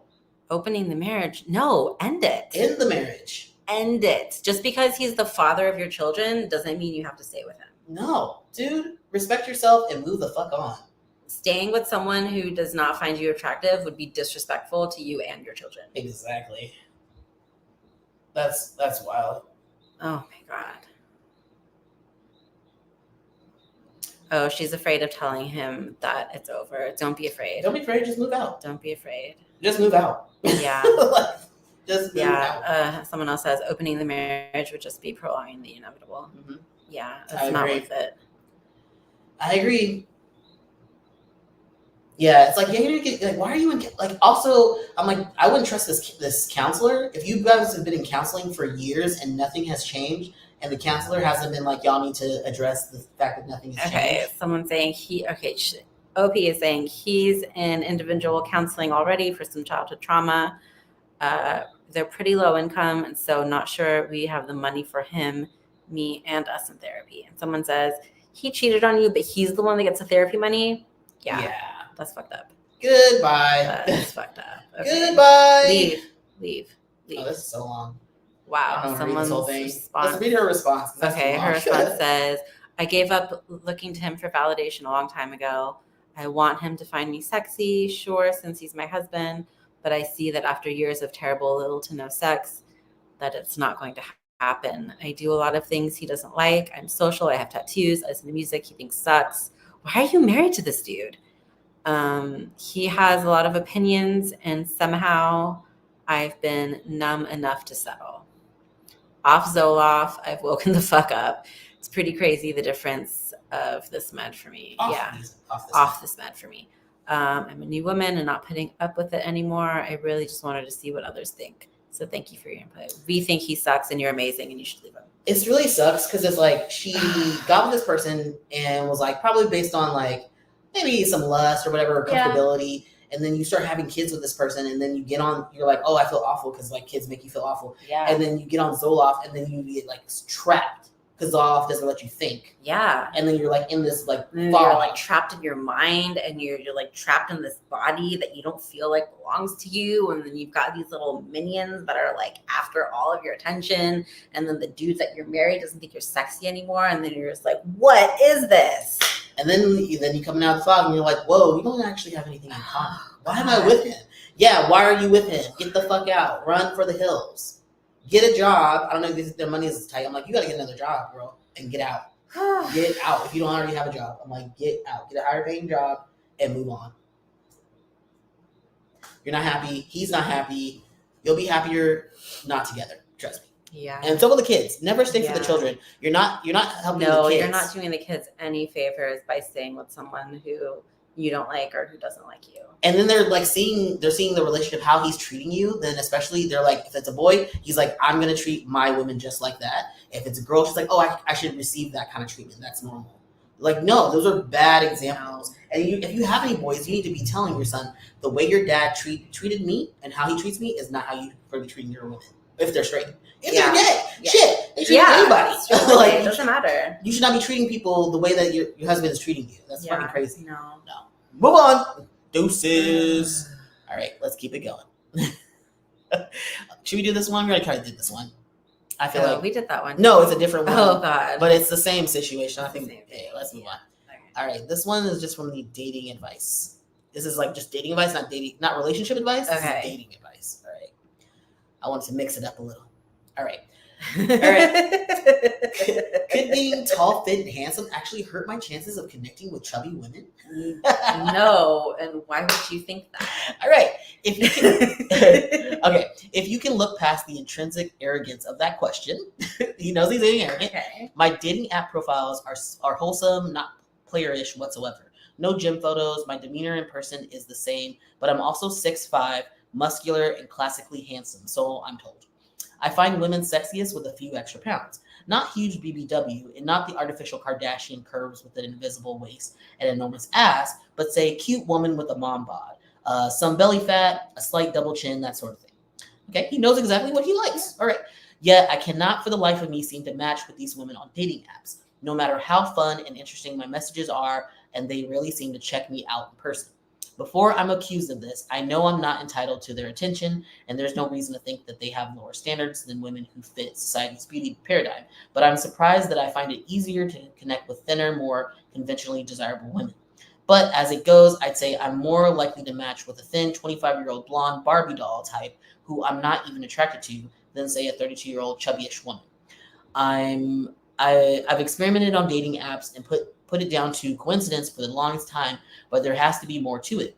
Could these women be assuming that I'm just trying to get fucked fast, or that I'm going to be disappointed when I see them naked or something?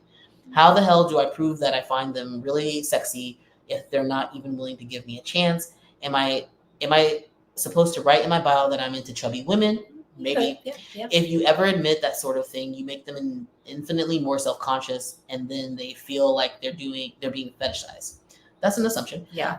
Even when I meet them in person, it feels like I need to prove I'm really into them without making them feel like a fetish object. It feels like I can't win sometimes. It's such a strange predicament, since it's the opposite of what most guys complain about. Anyone got any advice? I think he should put it in his profile. I think so too. I think he should say, like, and just be super blunt about it and be like, I like chubby women. I'm not attracted to skinny people, and that is it. Don't have any I don't feel bad about that. Just be like, I don't feel bad about that. I don't like skinny people. I like chubbier women, and that's who I typically are. I'm only attracted to chubby women, and I'm not interested in skinny people. If you are skinny, please don't. Don't connect with me. Chubs only. I only like chubby women. And you could even say in there, if you are not comfortable with your chubbiness, we probably won't work out. Yeah. Just be really freaking honest. Please be comfortable with your 10 plus extra pounds. Yes, because I will be. I want you to be 10 plus. Just be more upfront. And even saying, like, I don't, in meeting, even being more specific, being like, I'm not looking for someone who is like a large BBW. I'm probably, because I think they call it like small. It's like S BBW. Yeah. Like, I'm looking for an S, and like maybe even describe what he said. Yeah. Like, I like women with a mom bod, a little extra pounds, a double chin. That really does it for me. Yeah. And that's what I want. Just be honest about it. I don't think there's anything wrong with liking a certain type of person. Like, that's what you're attracted to. There's nothing wrong with that. And then if you're with women, if you're with a bigger person who has issues with you, looking the way you do and being into them, that is their insecurity.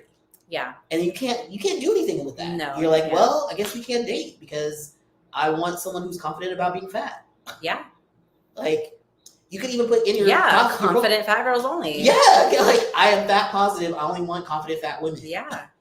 And like, and you can even maybe call out that you look the way that you look. Yeah. I know that I look like a fucking Barbie doll, or I look like Ken, but I am not looking for Barbie. I'm not looking for Barbie. I don't want Barbie. I want a fat, positive woman who is confident in who they are. That's what I'm attracted to. Maybe to be a little bit more honest, because they probably don't believe you. They probably don't believe you, and that's okay. That's all right. It's not your fault. It's society's fault. It is a society's fault. So you need to do a little extra work to break through those walls that society has built. And I might even bring it up during the date. Like, if you go on the date and be like, I know you saw my profile, and be like, and just bring it up, like, I'm not a fuckboy. I'm only attracted to fat women. That's just what I'm into. And I'm like, I want to pursue a normal relationship, but like, I can't, like, if you're not confident in your fatness, like, we can't date. Like, I'm not going to cheat on you. I want to be with a fat woman. Like, that is just it. Like, like, and that's a problem for you, then like, that's cool. Like, this be a nice little good time we had, but like, I think that's also, like, people don't want to be honest in the first date. No, they don't. They don't want to tell people the truth. And I'm like, just tell them what you're looking for. Yeah. What are you waiting for? Why are you wasting everyone's time? Put in your profile you like fat women. And put it in your be fucking on. Oh, did they respond? No. It's just, I thought I saw the OP. No. Just people are giving them feedback. All right. So this person's short, fat, chubby. I honestly don't think I have a chance with the fit, handsome, high. Right. Speaking. See, this is, but she's talking about her own experiences and feeling unconfident. It's true. I'm sure a lot of the women that he's like interested in are probably looking at his profile and be like, yeah, right. Yeah. You have to be more explicit. Yeah. If you want them to take you seriously.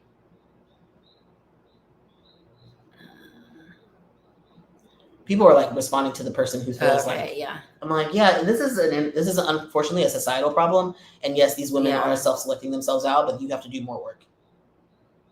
Yeah, they think that they're just being trolled. Yeah. By you, so you have to be very explicit and say, no, I like fat women, and be like, if you don't feel comfortable with the word fat, I can't date you. Like, you know, like that's what you. Fat is a descriptive word. It is not a judgment. It is literally the word fat means extra pounds of skin or like fat, but like that's just what it means. Like skinny people, chubby women are absolutely going to be initially suspicious of you, but that's okay. Assumption. Your dating profile probably looks like tall, handsome douchebag who will use these chubby women and move on. Yeah, unless you tell them. Yep. I would mention the chubbiness. This person says don't mention the chubbiness. I think you should. I would. I think you should. I think you should only date people who are confident in their fatness. Yeah, if they are not confident, then you shouldn't be with them. You're gonna, be explicit, be reassuring. I would be really and I think like people are like, oh, well, that's a fetish. I'm like, everything's a fetish. Everything's a fetish. It's like, no, this is my type. If someone's like, I think you have a fetish for big women, you're like, I'm only attracted to big women. So what am I supposed to do with that? Like, I'm supposed to, like, I can't date big people. Like, yeah, and I think a lot of Barbies are like, oh, I'm just gonna look for Kens because they're gonna find me attractive. That's like all he's getting, but that's why he needs to put it in the profile and be like, I don't want Barbie. I want this kind of woman. This is what I'm attracted to. I don't feel bad about it. Yeah, they're gonna suspect that you're catfishing them. So you just need to try a little bit harder, reassure them that like, I'm definitely for real. You're not a catfish. It would benefit you. Yeah. This is the person like, should I do it? And it's like, yes, it would probably benefit you. I don't feel like guys who express their preferences being thick women is fetishizing anyone any more than when I see a guy write that they want a fit woman. Mm-hmm. Yeah. And again, people might feel relieved. Yeah, I think, especially if you want chubby ladies. I think you gotta own it. Yeah, as a chubby lady, I would not even give you a second glance because history has proven that men like you only date chubby women to have sex, and once you do, you ghost. But then it would be like, that could be the case, but like, say you do get past the point of like go on a date, you could even tell them, like, you could be like, I know that it, like, historically, guys who look like me, they're just trying to fuck, right? Mm-hmm. And just like a conquest, be like, we don't have to fuck. Mm-hmm. Like, we can date for a really, really long time. We can date for months because I want a girlfriend. Mm-hmm. And like, we don't have to do that. Like, we can just make this, you can put a time on it. We can be like, okay, we gotta be 4 months, 6 months. We're actually dating to prove or whatever, right? But I would say like that's society. Yeah. Sorry, society has made chubby women not trust you. Yeah. So you just have to work a little bit harder. You have to do harder. Be explicit. Put in the profile. You like chubby women. You're not attracted to thin people. Yeah. And say like, I'm not a fuckboy. I'm actually trying to date you. I'm not a catfish. I'm a real person. Yeah. And then even put in there like, I'm having trouble meeting big girls, because everyone thinks I am trying to use them, mm-hmm. but I actually am only attracted to big girls. So just like being really explicit about like what is happening, so that be more explicit. Reach out to women. Also, like maybe they're not even matching with you. Reach out. You can reach out to people directly, mm-hmm. sometimes on certain apps and be like, hey, I'm interested, blah blah blah. I'm not a catfish. People often think I'm a catfish. I'm not. I'm attracted to people who are not Barbies, mm-hmm. who look like Barbies, and I think you're beautiful. And and then go from there. I don't know. He got to do more work. Yeah. Which he's probably not used to because he's good looking. Yeah, he hasn't had to do a lot of work. Not used to doing a lot of work, but you're gonna have to do a little more work if you want to get what you want. Especially if you're a Ken who is not looking for a Barbie. Yeah. I think, and then you know what, it might also be good is like looking for, maybe to ditch the apps, right? So he says he's on all these apps, right? I'm like, well, maybe you have to go elsewhere for your people, right? So maybe you go, I don't even know, a Facebook group or something that has people like that has that dynamic. It's like big women, small or thin men or whatever like that, or a Reddit a subreddit, or I don't know, something online where you can find your people, because there's always a community somewhere, or like ways that you can connect with them. It's true. Just gonna have to do a little bit more work. Sex positive groups, going to groups that are like people body positive events or something like that, and then like putting yourself on blast and being like, I know I am pretty fit here, but it's like I only like big women, and that's why I'm here, because I'm trying to connect and meet with other women who feel comfortable about their body, and just like put yourself out there. Lean into being Ken and keep reiterating that you are not looking for Barbie. Yep. That's what I was saying. Yeah. That's our dating advice. All right, let's see what the next one is. Let me go look at the room. Even though there's only one person. Thank you, one person. You're awesome. Okay, let's see this next one. You do this one? Yeah. Sure. All right. My girlfriend goes clubbing without me. Me and my girlfriend live in a big city where clubbing is popular. Some of these clubs have rules that girls are able to go for free and get free drinks, but guys have to pay. My girlfriend tries mainly to go to these with her girlfriends, and whenever she invites me, she tells me I have to pay to get in. The payment to get in for a guy can go to get to $100 to $150. These are like high-end clubs. Yeah. Normally, this isn't too much of an issue, but more recently, I have been trying to go to other bars where I don't have to pay to get in. My main with this. You probably want to say issue. My main issue with this is her refusing to go anywhere besides these clubs. I normally go out with my friends to bars. We both have been dating for 1.5 years, both 24. What should I do? I have confronted about it multiple times, but she insists on going to the expensive night. She normally does this 2 times a week. What would you suggest in this situation? Break up with her. I literally... Yes. 1, you guys are super young. Yeah. 2, she doesn't understand or sympathize with the fact that that's kind of a lot of money. That's kind of a lot of money. I can understand so find her. She can go find a dude that can afford to pay to go get into the clubs that she likes to be at. Because I'm I understand having a cover, and I understand clubs that are free for women and cost for men. I get that, but $100. I mean, I can understand $20, $30, but $100. $100. She clearly wants someone who has a lot of money, and that is not you. So break up with her. And if you guys are going to different places, I'm bars are completely different from a club. Yeah. So you guys are not on the same level. No. You're not. It's a different vibe. She wants the expensive night, so let her go to the expensive night and find an expensive man.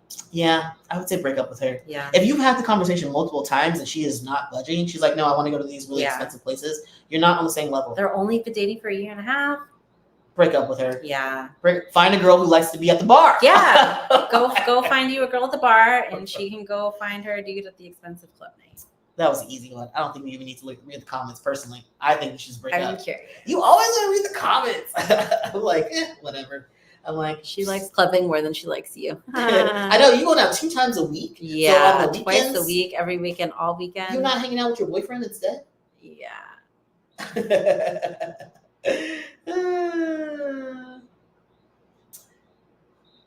Yeah, some people, this happened to them. She's most definitely making out with other dudes. Yeah, probably. Who knows? Yeah. We don't know if she's cheating, but we don't. But she likes fancy things. She does like fancy things, and you are not fancy because you go to bars. Someone else says a new girlfriend, perhaps. Yeah.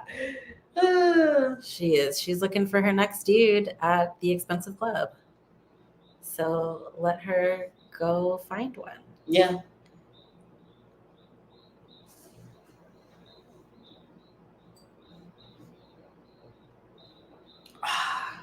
Yeah. Okay. You happy with checking them out? Just break up with them. Yeah. That's always our thing. All right. Boyfriend too respectful to initiate sex. 23 female, 24 male. Maybe he's gay. Oh my God, Jay. Sometimes people are just awkward, Jesus Christ. God, he's gay. Damn. Oh that was a joke. I mean, he might be, but we don't know that. All right. I recently started a new relationship with the most well-mannered and gentle guy I've ever met. I live in a big city, and he drives over 2 hours every time to go on a date.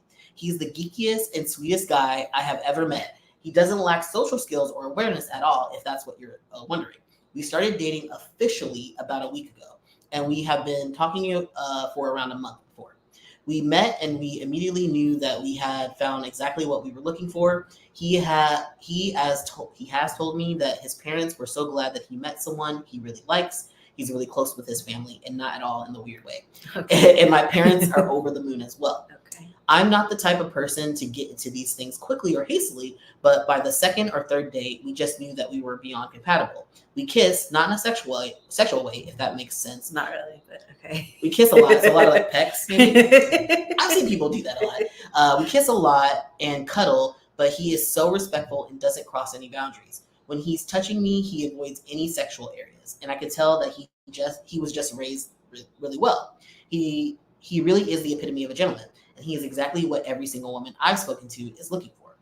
In terms of why he is single, he lives in a rather remote area outside the city, works in a technical field that's not very social, so dating apps were the only way that he could really meet women. And the people he met on these apps were not his type at all.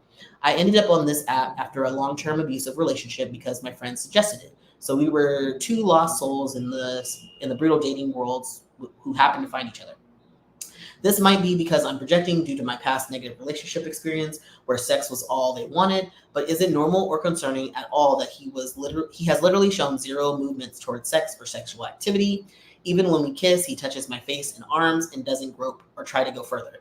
I think he's just a really classy and respectful guy, but how does sex become a part of a relationship with guys like this? You have to tell him that you're okay with it. Yes. Yeah. Yeah. How do we get to the sex part? You tell him. You tell them that you want to have sex with them. You're like, and then you make it happen. Then you do it. This is also like patriarchy in play here because she thinks that he should initiate it. Mm-hmm. It's like, well, he's the guy, so why isn't he initiating the sex? And it's like, why do you think that that's his responsibility? Why is that his, like... Maybe he was raised to, maybe his parents told him, you should let the girl make the first move. Yeah, so you don't seem like a jerk or a jerk or a perv or a creep or whatever. Yeah, like if he has such a good relationship with his family, it's not weird. He's really kind of shy and geeky. He's probably like, I don't even feel comfortable touching you like that because that's just not who I am. He's probably waiting for her to make the first move. Yeah, that's like just not in his nature. No. So I'm like, yeah, you got to make the first move, or you should just talk about it. Yeah, you really should not initiate sex before you talk about it. Yeah, like, that's true. I don't think that's a good idea because you don't even know what the person likes. Yeah, I would be like, okay, this is moving fast. We're official now. We're into this. We haven't had sex yet. I want to have sex with you. We should talk about what kind of sex we're gonna have. Like, what are you comfortable with the first time when we get into this? Like, do you want to do oral or what kind of foreplay we're gonna do? Where is it gonna happen? You should like talk it out, and then he doesn't have to happen. He's a technical guy. I'm sure he loves a good plan. Exactly, right? I love it for real. You fucking plan it. People are so weird about planning sex. I'm like, sometimes you need to plan that shit. Like, we're gonna do it on this day. We're gonna go on our date, and then after the date, we're gonna cuddle, and then after we start cuddling, we're gonna go a little fondly, and then we're gonna have sex. Like, that's what's gonna happen. You know what happens when you don't make a plan? A fucking shit show. Yes, that's what happens. Like, plans are good. Like, and people think it takes the magic out of it, but it's like, no. Stop getting a relationship and sex advice from Hollywood. Is not how things work. If you want it to be good, you should really talk about this too. Because like, especially, what if he's not really skilled at sex? What if he's only had sex once or twice? Yeah. And that's also why he's like, shit, I don't even know what I'm doing. Yeah. He's a virgin. You might have to give him instruction. You might have to give this motherfucker instruction. Maybe you guys need to pick out some videos together. Yeah. Watch some instructional programming. Yes. You might have to tell him what to do. Like, and there's nothing wrong with that. Yeah. And it might be fucking amazing because you're actually going to get the sex you want. Because you said you were in an abusive relationship before, which was all centered around sex. Yeah. And you probably weren't getting it. If he's such a great guy, I'm sure he's cognizant of that. Yeah. It's like, I don't want to make her feel uncomfortable. If she had told him. I don't know if she told him. She did. So I'm saying, like, if you were so used to sex too, it's like, you already kind of know what you don't like if you were being used for sex. Yeah. So you can kind of tell him, like, I don't want you to do these certain things. Mm-hmm. Like, that's going to make me feel very uncomfortable. It's triggering. Like, I want you to do this, blah, blah, blah. It's like, no, you gotta initiate it, girl. This is this is what relationships are. It's your time to shine. This is your time to shine. But that's my advice. Do you want to look at the comments? Yeah. Oh, you love looking at the comments. I just want to see what cool. If anyone says, he's a respectful guy. You can initiate yourself. Yeah. Yes. Send some signals. Compliment his body. Coming across as a sex monster. Oh my gosh. Wait, who said that? No, she did. Oh. OP. That's not the OP. Yeah. Oh, here. Oh, didn't see them. All right. You said it yourself. He's a respectful guy. You can initiate yourself or send some signals that you want him to make a move. OP, I think I'll send some signals for sure. How can I do that without coming across as a sex monster? Okay. And the person's like, maybe compliment their body, tell them that you turn him on. Don't overthink it. Yeah. Okay, gonna try this. They're gonna try it. Wow. They're gonna try it. Okay. Yeah, that's true. When he's touching you, you grab his hand and move it to where ass. you want it. You'll get the message. And then she says, "Oh, okay. I'm glad to know that this is a thing." Oh, dear Lord. I've never had to initiate before, but I guess there's a first for everything. That's what I'm saying. She said the last relationship was abusive and based around sex. That's so true. The other person would make her do things. It all the time. And probably making her do things she didn't want to do. That's true. Like, she doesn't know that she has the right to be in control. You are in control. Like, this is your life. I'm going to move this because I feel like you're going to kick it. Yeah. Yeah. Sounds similar to me. My story ended in a bad heartbreak. Don't break his heart, OP. Just talk to him about what you want. I know where he's coming from. The reason why he isn't doing anything sexual is because he is unsure how quickly you want to escalate things. I am very happy for you both. Just tell him what you feel like. Seems like a beautiful couple. Original OP. The last thing I would ever want to do is break this man's heart. He's such a genuine and good person down to his core, and I'm still so glad he somehow made his way into my life. I'm definitely going to communicate things more with him. I'm just trying to find a way to do it in a way that doesn't make him feel like I'm using him for sex. We've discussed hookup culture and how we both don't like it, which is why he's not initiating shit. Yeah. You just gotta talk. Yeah. Let's see. This is the strangest situation I've ever heard of, but you sound like a very lucky girl. You sound happy, he's really respectful, whatever. But have you tried any like sexual movements or gestures to push a relationship forward towards sex? If not, I must try like dressing in a sexy way. Maybe you make the first sexual move on him. Yes.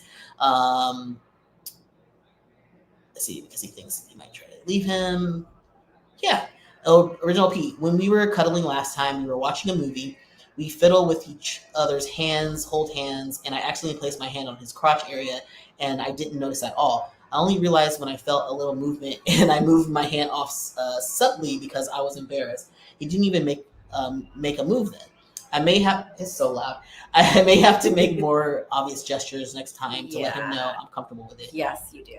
Yeah, he's like, I felt a little movement. Yeah, he got hard. He's like, you touched my crotch. Okay, you just be more explicit. Just be more explicit, homie. She's waiting for him to make the first move, and he's waiting for her to make the first move. Yes. So don't wait too long. Just do it. Just do it, homie. If you want to do it, you can do it. All right. Moving on. Yeah. Okay, we live in Central America and people are jamming here, with their music, and it's loud. And so if you can hear that, you can hear that. Okay. Do you want to do this one? How do I tell my boyfriend that he smells? You tell him that he smells. Okay, so I want to start by saying that I've been dating my boyfriend for 6 months now, and he usually always smells good and clean, and this has never come up before. Okay, you've only been dating for 6 months. Last night, I went over to my boyfriend's place sort of last minute, and after a while, we started fooling around, and he wanted me to go down on him. I don't really like giving head because I have a sensitive gag reflex, but I bought a throat spray to help with it. So I took a few sprays, and when I started moving down, I was hit with the smell and pretended that the spray burned my throat and got up for water and said my throat was hurting too much.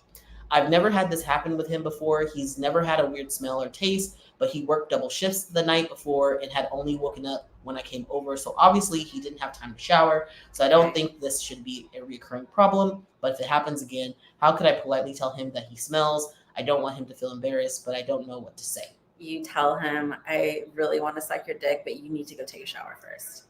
Yes. That's it. That's all. That's all you do. What you probably could do is like, let's go take a shower together. Take a shower together. I'm gonna wash your dick and then I'm gonna suck it. Yeah.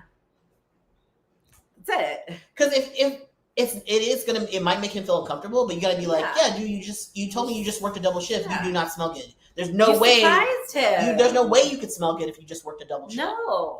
There's no fucking way. And honestly, in my opinion, and I don't tell it too much, we don't really have sex unless we you shower. You have to shower. Like you probably should shower first. Showering anyway. Yeah. Like you shower before and then maybe you shower after. And maybe after. Yeah. Like I don't understand why you would want to fuck someone who like y'all went to work, y'all been doing things all day, you come home from work and then you fuck. That's gross. I mean, to each their own. But both of y'all stink.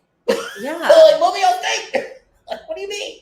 Like, something ain't gonna be fresh. Something, armpits, crotch, ass. They didn't say age, so they've got to be. But they only been dating for 6 months. He should have wanted to shower first.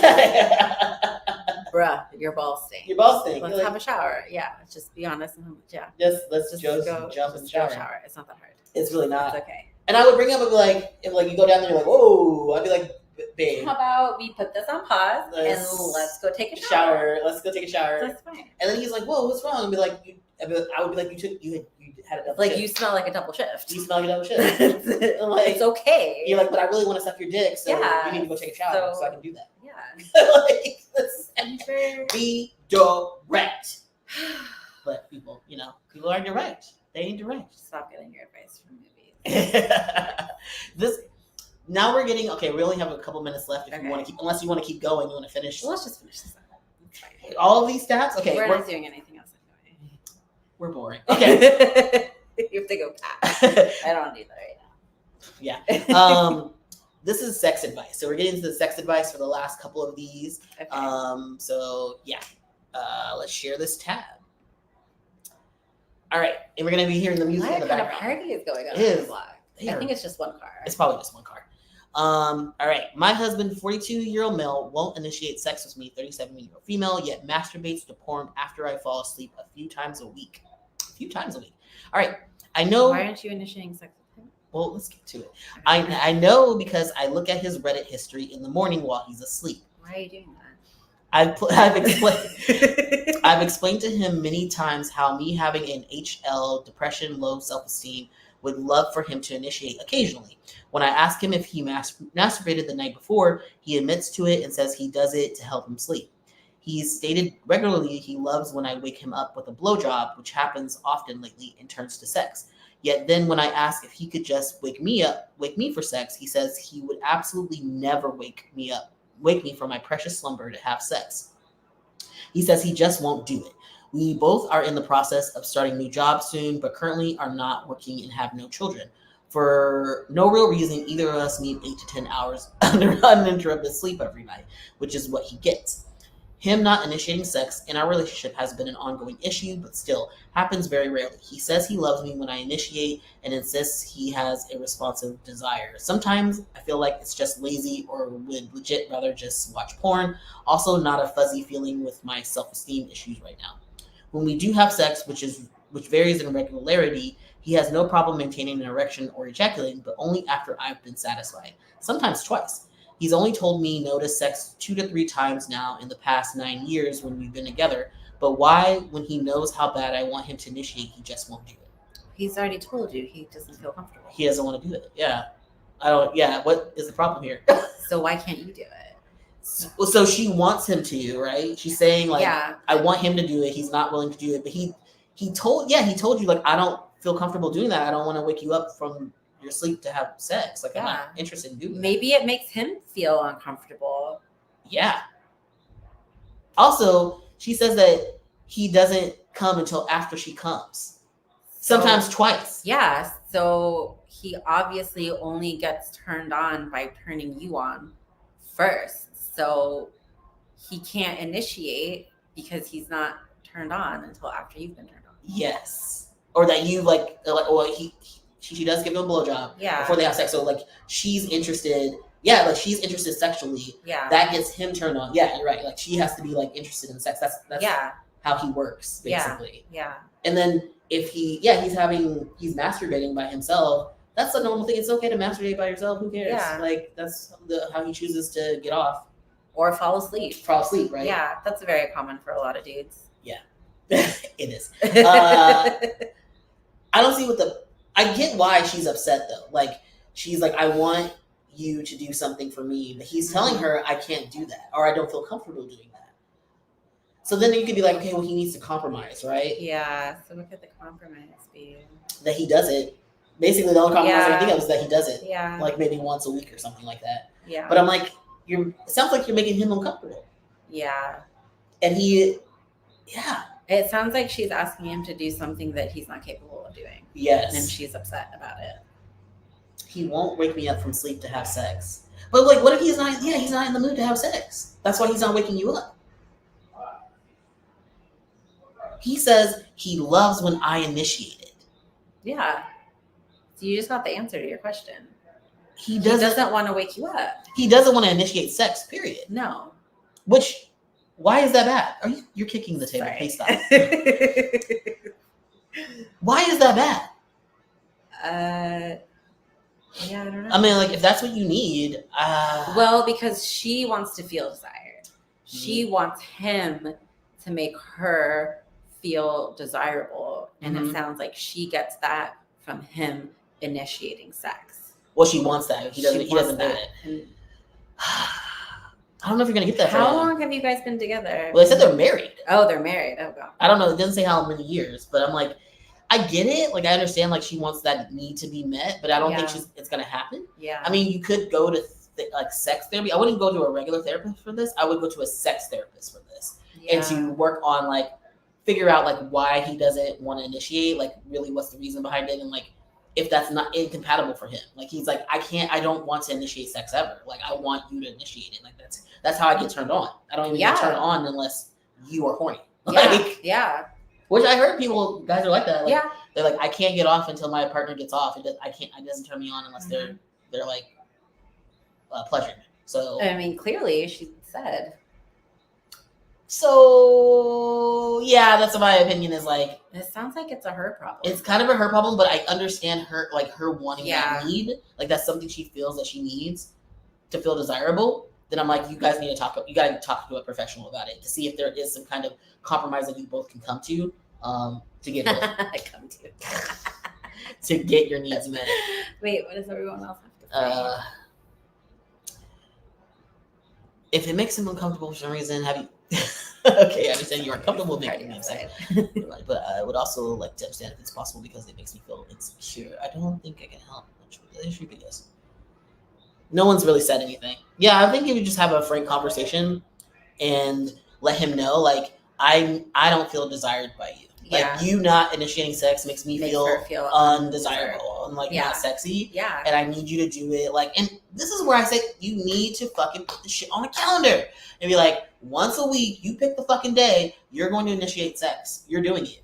This is how you're going to show you love me. You're going to initiate the sex. Yeah. That's it. Because I feel like that's what you do when you need to compromise in a relationship. It's like, my needs are not getting met. I need you to do this thing for me. You're not going to do it, then you don't like, do you even love me? Yeah. You know, like, it's not, it's not even extreme. It's not like it's not like something like, oh, I want you to have anal sex and you don't want to have anal sex. It's like, we're just having regular sex. Like, I just want you to start the process. So yeah, I think your husband needs to compromise and do it once in a while. Not every time, but he needs to do it at least like once or twice a month at minimum. And like, tell him you can do it. Why does he have to? He said he doesn't want to wake her up. Okay, fine. So why does he have to initiate it while she's asleep? Yes. Is that like a kink for her? Maybe he's thinking like, because she said that when she's asleep, he's masturbating. After she goes to sleep. Mm-hmm. Is this after they've had sex? Or a night that they haven't had sex? Don't know.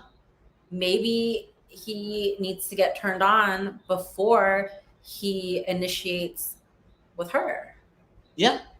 And for him, like, watching porn is not the same thing, and having sex with masturbating is not the same thing as having sex with his partner. So it's like, it's not that they're not equating to him anyway. Yeah, no.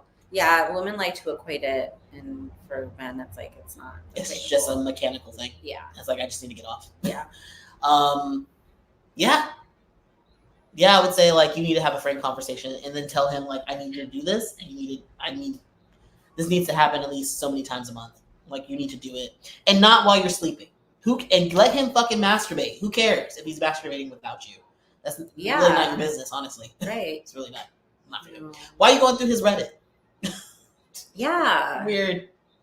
That is weird. Boundary shit. Well, she said she has some self-esteem issues. So Yes. you just need to have a more frank conversation with him for it to maybe give him some more options to initiate instead of just waking you up. Like that can feel a little rapey to some dudes. I think, Yeah. you know, maybe that's just a boundary for him. Yeah, he doesn't feel comfortable doing it. So maybe let him know that there's some other times that you're open to him initiating instead of just when you're asleep. They've been married for 9 years, or they've been together for 9 years. Yeah, y'all should have been having this conversation. Yeah. But anyway, moving on. Good luck. These are old too, because in this particular Reddit, like things have been in there for a while. There's not that much. Help! I love my boyfriend, but he can't make me climax, and I think it's my fault. What? Girl, no. All right. Okay, I've been dating my partner for almost 2 years, and not once has he made me climax. That's a problem. Yeah. I've never been with a man, period, who can do it, and honestly, I can't tell whether it's my fault or the guy. No. Okay. This might be TMI, but I genuinely need some advice. Maybe this is similar to other women, but it takes a lot of time and persistence for even me to reach that climax. I feel as if it's partly my fault. I'm not good with communication skills, and nonetheless, sex is very vulnerable activity, so I tend to become more small, less talkative since I get more embarrassed. Well, there's the problem. Okay, well, yeah. I have only discussed this with one friend, and she explained that she too was in the same situation as me. She ended up finding a guy who she doesn't see anymore, and he was very experienced. She told me that no other men have been able to, but the current person she's with has been actively trying to get her to climax with open communication. So in my head, the answer is clearly right in front of me, because more open and become more open and communicate better. But I'm worried that if I am open and I do communicate, what if it still doesn't happen? Does anyone else face the same sort of doubt and anxiety in their brain when it comes to the topic of never being able to climax? Sorry for the typos.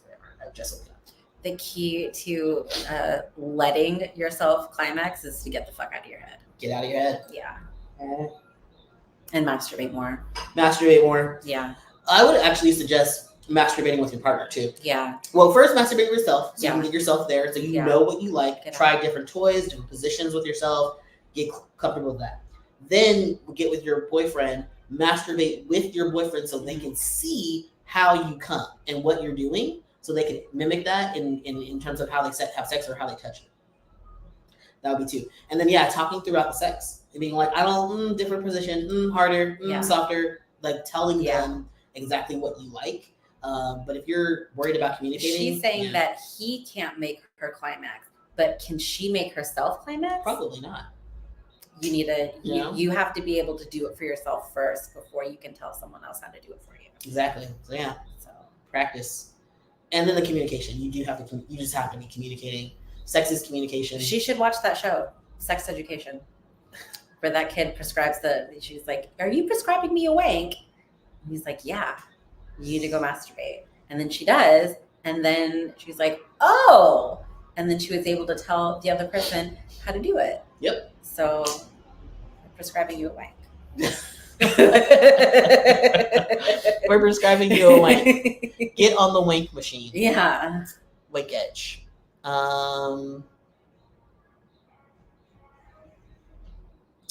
This is so sad. It's a lot of people's issue. No, it's so sad. Girls, women, get out of your head. But I mean, they're in a society that tells them to not even to be repressed. Don't talk. Don't touch yourself. Don't touch yourself. Some religions tell you don't even they feel so weird. They don't even wash themselves properly because I can't touch myself because that's too sexual. So disgusting. I know. That's fucking gross. I know, but a lot of people don't wash themselves properly because they think it's too sexual, or guys will be like, I don't really clean my butt because it's gay. And I'm like, you're fucking nasty. You're nasty. But communicate, play with yourself. You'll figure it out. You will figure it out. Good luck. This one's kind of sad. Oh, okay. Okay. Unwanted kink is causing huge distress. I, 25 female, have a kink for reading non-con fiction, non-consensual. Yeah. I don't imagine myself as the victim, but usually an onlooker or sometimes the attacker. I try to read different porn, but nothing gets me aroused like this. I eventually always cave in and read it, but after I feel so much guilt and disgust. I even have thoughts of self-harm after Aw. it, to punish myself for getting aroused to non-con. I desperately want to get rid of this kink, but I don't know how. Don't get rid of the kink, just get rid of the shame. Yes. Yes. Absolutely. A lot of this is just shame. Yeah. This is a fantasy. Yeah. This isn't what you actually want. And even if it was what you wanted, because there is consensual non-consent, there you can have that kind of play. Yeah. Like even if you want, there's nothing wrong with that, No. as long as you're doing it with an open mind and you're responsible, and like there's nothing wrong with having fantasies. It's when you act on certain them things that becomes a problem. When you act on them with someone who has not given you consent. Yes. Maybe she does need to explore it physically with someone, and just to get rid of the obsession, maybe. Yeah, or get rid of the shame. The shame too. Yeah. Yeah. There's nothing wrong with you. No. Just you need to get with like certain communities, really. Yeah. You need to find your people. You need to find the kink community. Get on FetLife. Get on FetLife. Yeah. or there's some other one too. There's a new one. I forgot what it's called. There's like an app for kinky people or polyamorous people. But just find your community and find out that there's nothing wrong with you. There's nothing wrong with you. And it's really sad that you feel that you want to self-harm after that. That's not good. I'm assuming that you're Christian, because that's usually like a religious person. Or a recovering Christian. Something like that, because usually there's a lot of shame around sexuality or anything, really. So that's probably why. Don't get rid of your kink, just get rid of your shame. Please. This person also says like you need to find people with your similar tastes. Mm-hmm. Someone was talking about looking up shame with Brene Brown. I don't like Brene Brown. I think she rips off a lot of other people. She's like this like self-help person, and I think she rips off her knowledge from other people. But whatever, go find someone who you connect with who can help you deal with shame. I don't trust people with alliterative names. Yeah, there's some stuff about her online about she steals women of colors. Of course she does. IP essentially. All right. Two more. Mm-hmm. Two more. All right. So this one, I have vulvodynia. Dynia. I forgot how to say it. Vulvodynia. And want to orgasm from sex, but it hurts because I can't fully relax enough to climax. I have had provoked vulvodynia for nearly 10 years now, and basically means I can't wear jeans, use tampons when having sex. I have to use a numbing lube to make it bearable. It's like your walls just, like, tight. Yeah, your vaginal walls clench up. Luckily, I have found an incredibly understanding partner. He's 27 male, but I still want to have a good sex life and be able to enjoy sex. It hasn't been so bad recently, and I am able to orgasm on my own through clit stimulation, but can't seem to orgasm with him when we have sex, both with just clit stim by him and penetration. I don't know if it is anticipation of pain that prevents me from orgasming with my partner, or I'm overthinking, or I overheat, or what, but I just can't seem to let go enough to fully enjoy it. Think I also might be autistic, so not sure if that plays into this as well. It doesn't help with the anxiety. Yeah, it's like I check out before I can climax. It gets too intense and I have to stop. Sometimes I get dizzy as well. I feel like maybe I just chicken out before I orgasm, but I don't know, because in the moment it feels like I would just collapse if I keep going. You could smoke some weed. I would recommend. We also have to be somewhat time sensitive, because the numbing lube wears off and it starts hurting. I can't reapply because it burns for some reason. So allergic to it. Yeah, maybe. So trying to switch my brain off gets things going, fully relax, enjoy it, and orgasm seems unachievable in the limited time we have. Any advice? Oh, yeah. Well, the time limit thing for the numbing cream is definitely an issue. That's not going to work. I would say find something else. Find a different cream that doesn't hurt. I would also maybe suggest going really, really slow with the partner. Like, she's saying that she can't orgasm with him, even with the clit stimulation. Yeah. I would say, like, get some really, whatever lube, numbing lube, whatever, and then slowly work up to it. Have him penetrate you with a finger. One finger. Yeah. One finger, and then you do the clitoral stimulation. Like, teamwork makes the dream work. For real. Like, and then once you get comfortable with that, 2 fingers, 3 fingers, to the point where you get to the width of his penis. And then you get to the penis. And then even before that, don't even have him thrust, fucking soak, man. Yeah. Have him soak, and then you use your clit. You simulate your own clit and come. So you get used to him penetrating you and coming. That's a good idea. I would definitely first find a new cream because she's panicking about the time limit. The time limit. That's definitely going to make you clench up. Yeah, definitely. And then I'm like, if you can, you're saying you are able to relax kind of with you doing it. I would be like, just do it yourself. Yeah. We'll have your boyfriend there, just watching you. Yeah. And just like enjoy and then it. You just tap him in when it's time. When it's time, and you feel the most relaxed, or not. Maybe just do it in front of him for a while, and then just get comfortable with him being there, and then you slowly get to the fingers, more fingers. Then but I would go slow. I would go incredibly mind-numbingly slow, and in the meantime, you just jack him off or suck his dick, and he'll be fine. Yeah. Especially if he's understanding. And I'm like, a lot of it could be in your head. No one's commented on this. That's why I wanted to answer it. No, not really. Oh. It's been 13 days, not really. She still needs some help. That's a good point. Okay, I'll go back and I'll respond. I would say that's what I would do. Yeah. I would go incredibly slow. I would do more things myself, and then later on incorporate them into it. But I mean, it sucks if you have a condition that makes your walls clench up. I would also maybe even look into, you know what I would maybe do? I don't know if this works for the vaginal wall, but I might look into whippets. Kegels, yeah, maybe. But I was thinking about whippets. Because it relaxes the anus, right? I don't know if it relaxes the vaginal canal, but it might because they're close to each other. It's less harmful for your brain. That's too. But I'm just saying, like trying other things. Yeah, I'm just like, could whippets help? I don't know. I'm not saying abuse the whippets and go back to back to back like some people do. Yeah. But I'm like, if it does work, do a little stiff with a whippet, and maybe it will relax your body. I don't know. Yeah. But then you're right. Maybe try some weed, something. Edible. An edible. Yeah. So you were like, if you live somewhere that you can get some cannabis, do that. It might help a lot. Do some cannabis. Do some cannabis. Yeah. Do some cannabis. It might help you. And try some exercises. Kegels. Mm-hmm. You have those little balls. The balls. I don't know if she can get it in though. She can't get in the tampon. That's true. It might be too hard. Yeah. That's why I'm like, I don't know if Kegels would help. Because you're strengthening the vaginal walls. The issue is the walls are too strong. Yeah, so relax. I would say cannabis. Yeah. Or some drugs. Maybe there are drugs that'll help you relax as well. Yeah. Even fucking what's the anti-anxiety one that people be taking as stereotypical? You know what I'm talking about? Prozac? No. Wow. It's like soccer moms take it. Xanax. Maybe soccer moms take it. Xanax might help. You're weird about illegal substances. Maybe ask your doctor for some Xanax. Ask for some Xanax. Yeah. Yeah. It's a thought. Drugs. Try some drugs. Have you tried drugs? Have you tried drugs? They're quite helpful. Sometimes they work. They work. All right. This is the last one. All right.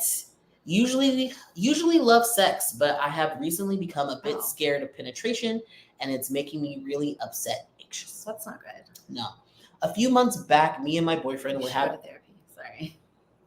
You love to interrupt me. You love it. A few months back, me and my boyfriend were having sex, and it felt a bit uncomfortable, like really tight, and I had to stop. Ever since then, I've become extremely aware of my vagina and have become quite anxious about penetration. I usually love fingering and sex, and this is making me really sad. It's definitely more of a mind thing than a physical feeling, I think, but I can't get it out of my head. My boyfriend always fingers me before sex, and we always use lube because I am quite dry and he has quite a large penis. This used to always work absolutely fine, but now I'm feeling uncomfortable when he's fingering me. I'm also having other issues with being really aware of how other non-sexual body parts feel, and I think it's all an anxiety thing rather than any actual physical feeling. I get quite worked up about it at times and just want to be able to stop thinking about how things feel. I don't know what to do. I get really upset about it, and I do try to power through sometimes, but it just feels uncomfortable. I love sex, and I just want to get back to having sex and enjoying it. I hate this so much. What happened? Yeah. What happened?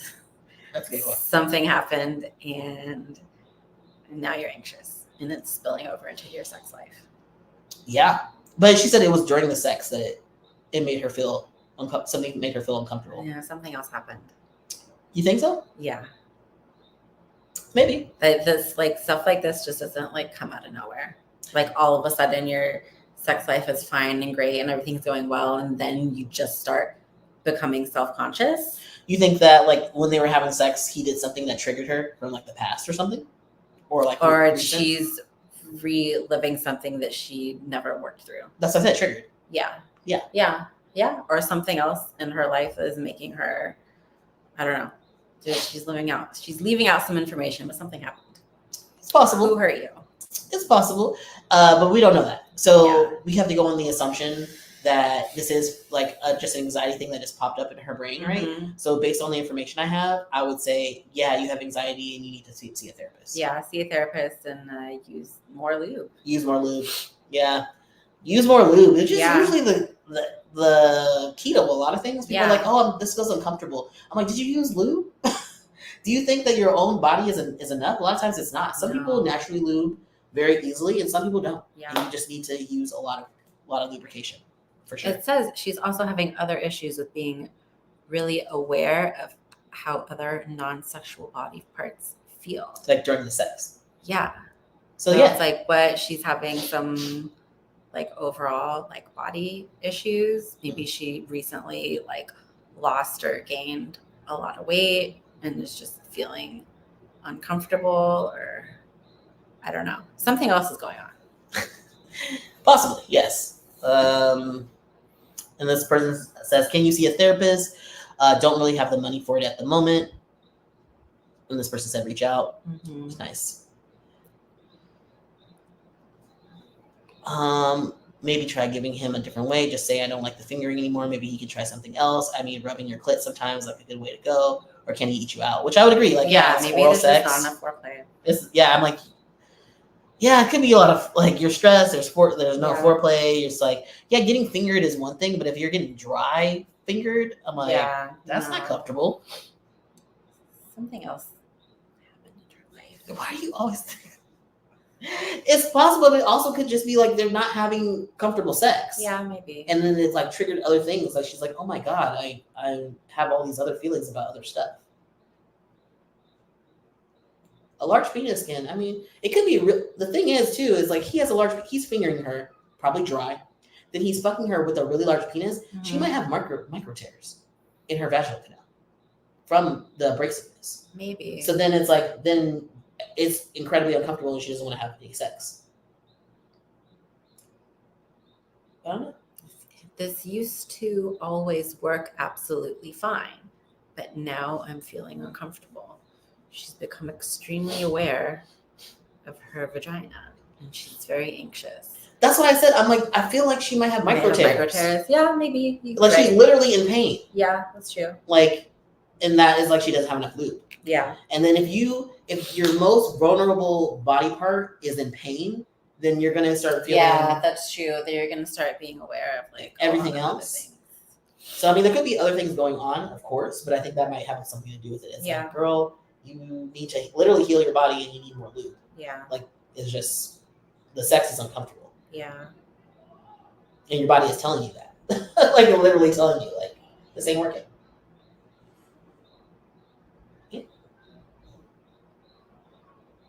That's our synopsis. We don't have enough information, but from the information that we know, but it sounds like you need a shit ton more lube, and you need possibly therapy. Well, she said she can't afford therapy. You still need it, which you should still try to probably figure that out. Is that why you're stressed? Because you don't have enough money. Money's tight. Money's tight. Yeah. That affects your sex life. If your money's tight, then other things can get tight as well. The money's tight, the pussy's tight. Yeah, that's true. Yeah, absolutely. Yeah. So that's it. That's it. That was our feedback. That's our advice. Our advice. No. Oh, I lost connection. I don't know if you guys saw. Whatever. You might not have saw those last few. It says that the browser disconnected, so you might not have seen the last few Reddits, but you heard it. You heard what we were saying, so that's fine.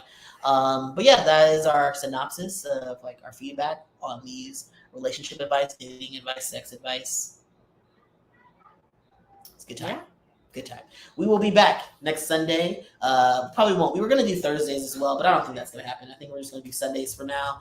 And yeah, thanks for watching. Really appreciate the one person who was here the whole time. You're great. Maybe you're a bot. Maybe you're not. We don't know. We don't care. Thank you. You're awesome. Either we'll way. have a different background next time you see us. Oh, you will. We will. We'll be in a completely different place. Yeah. Different country. But yeah, hopefully this was productive and helpful Hope to you people. had a good time. Hope you had a good time listening to us talk for 2.5 hours.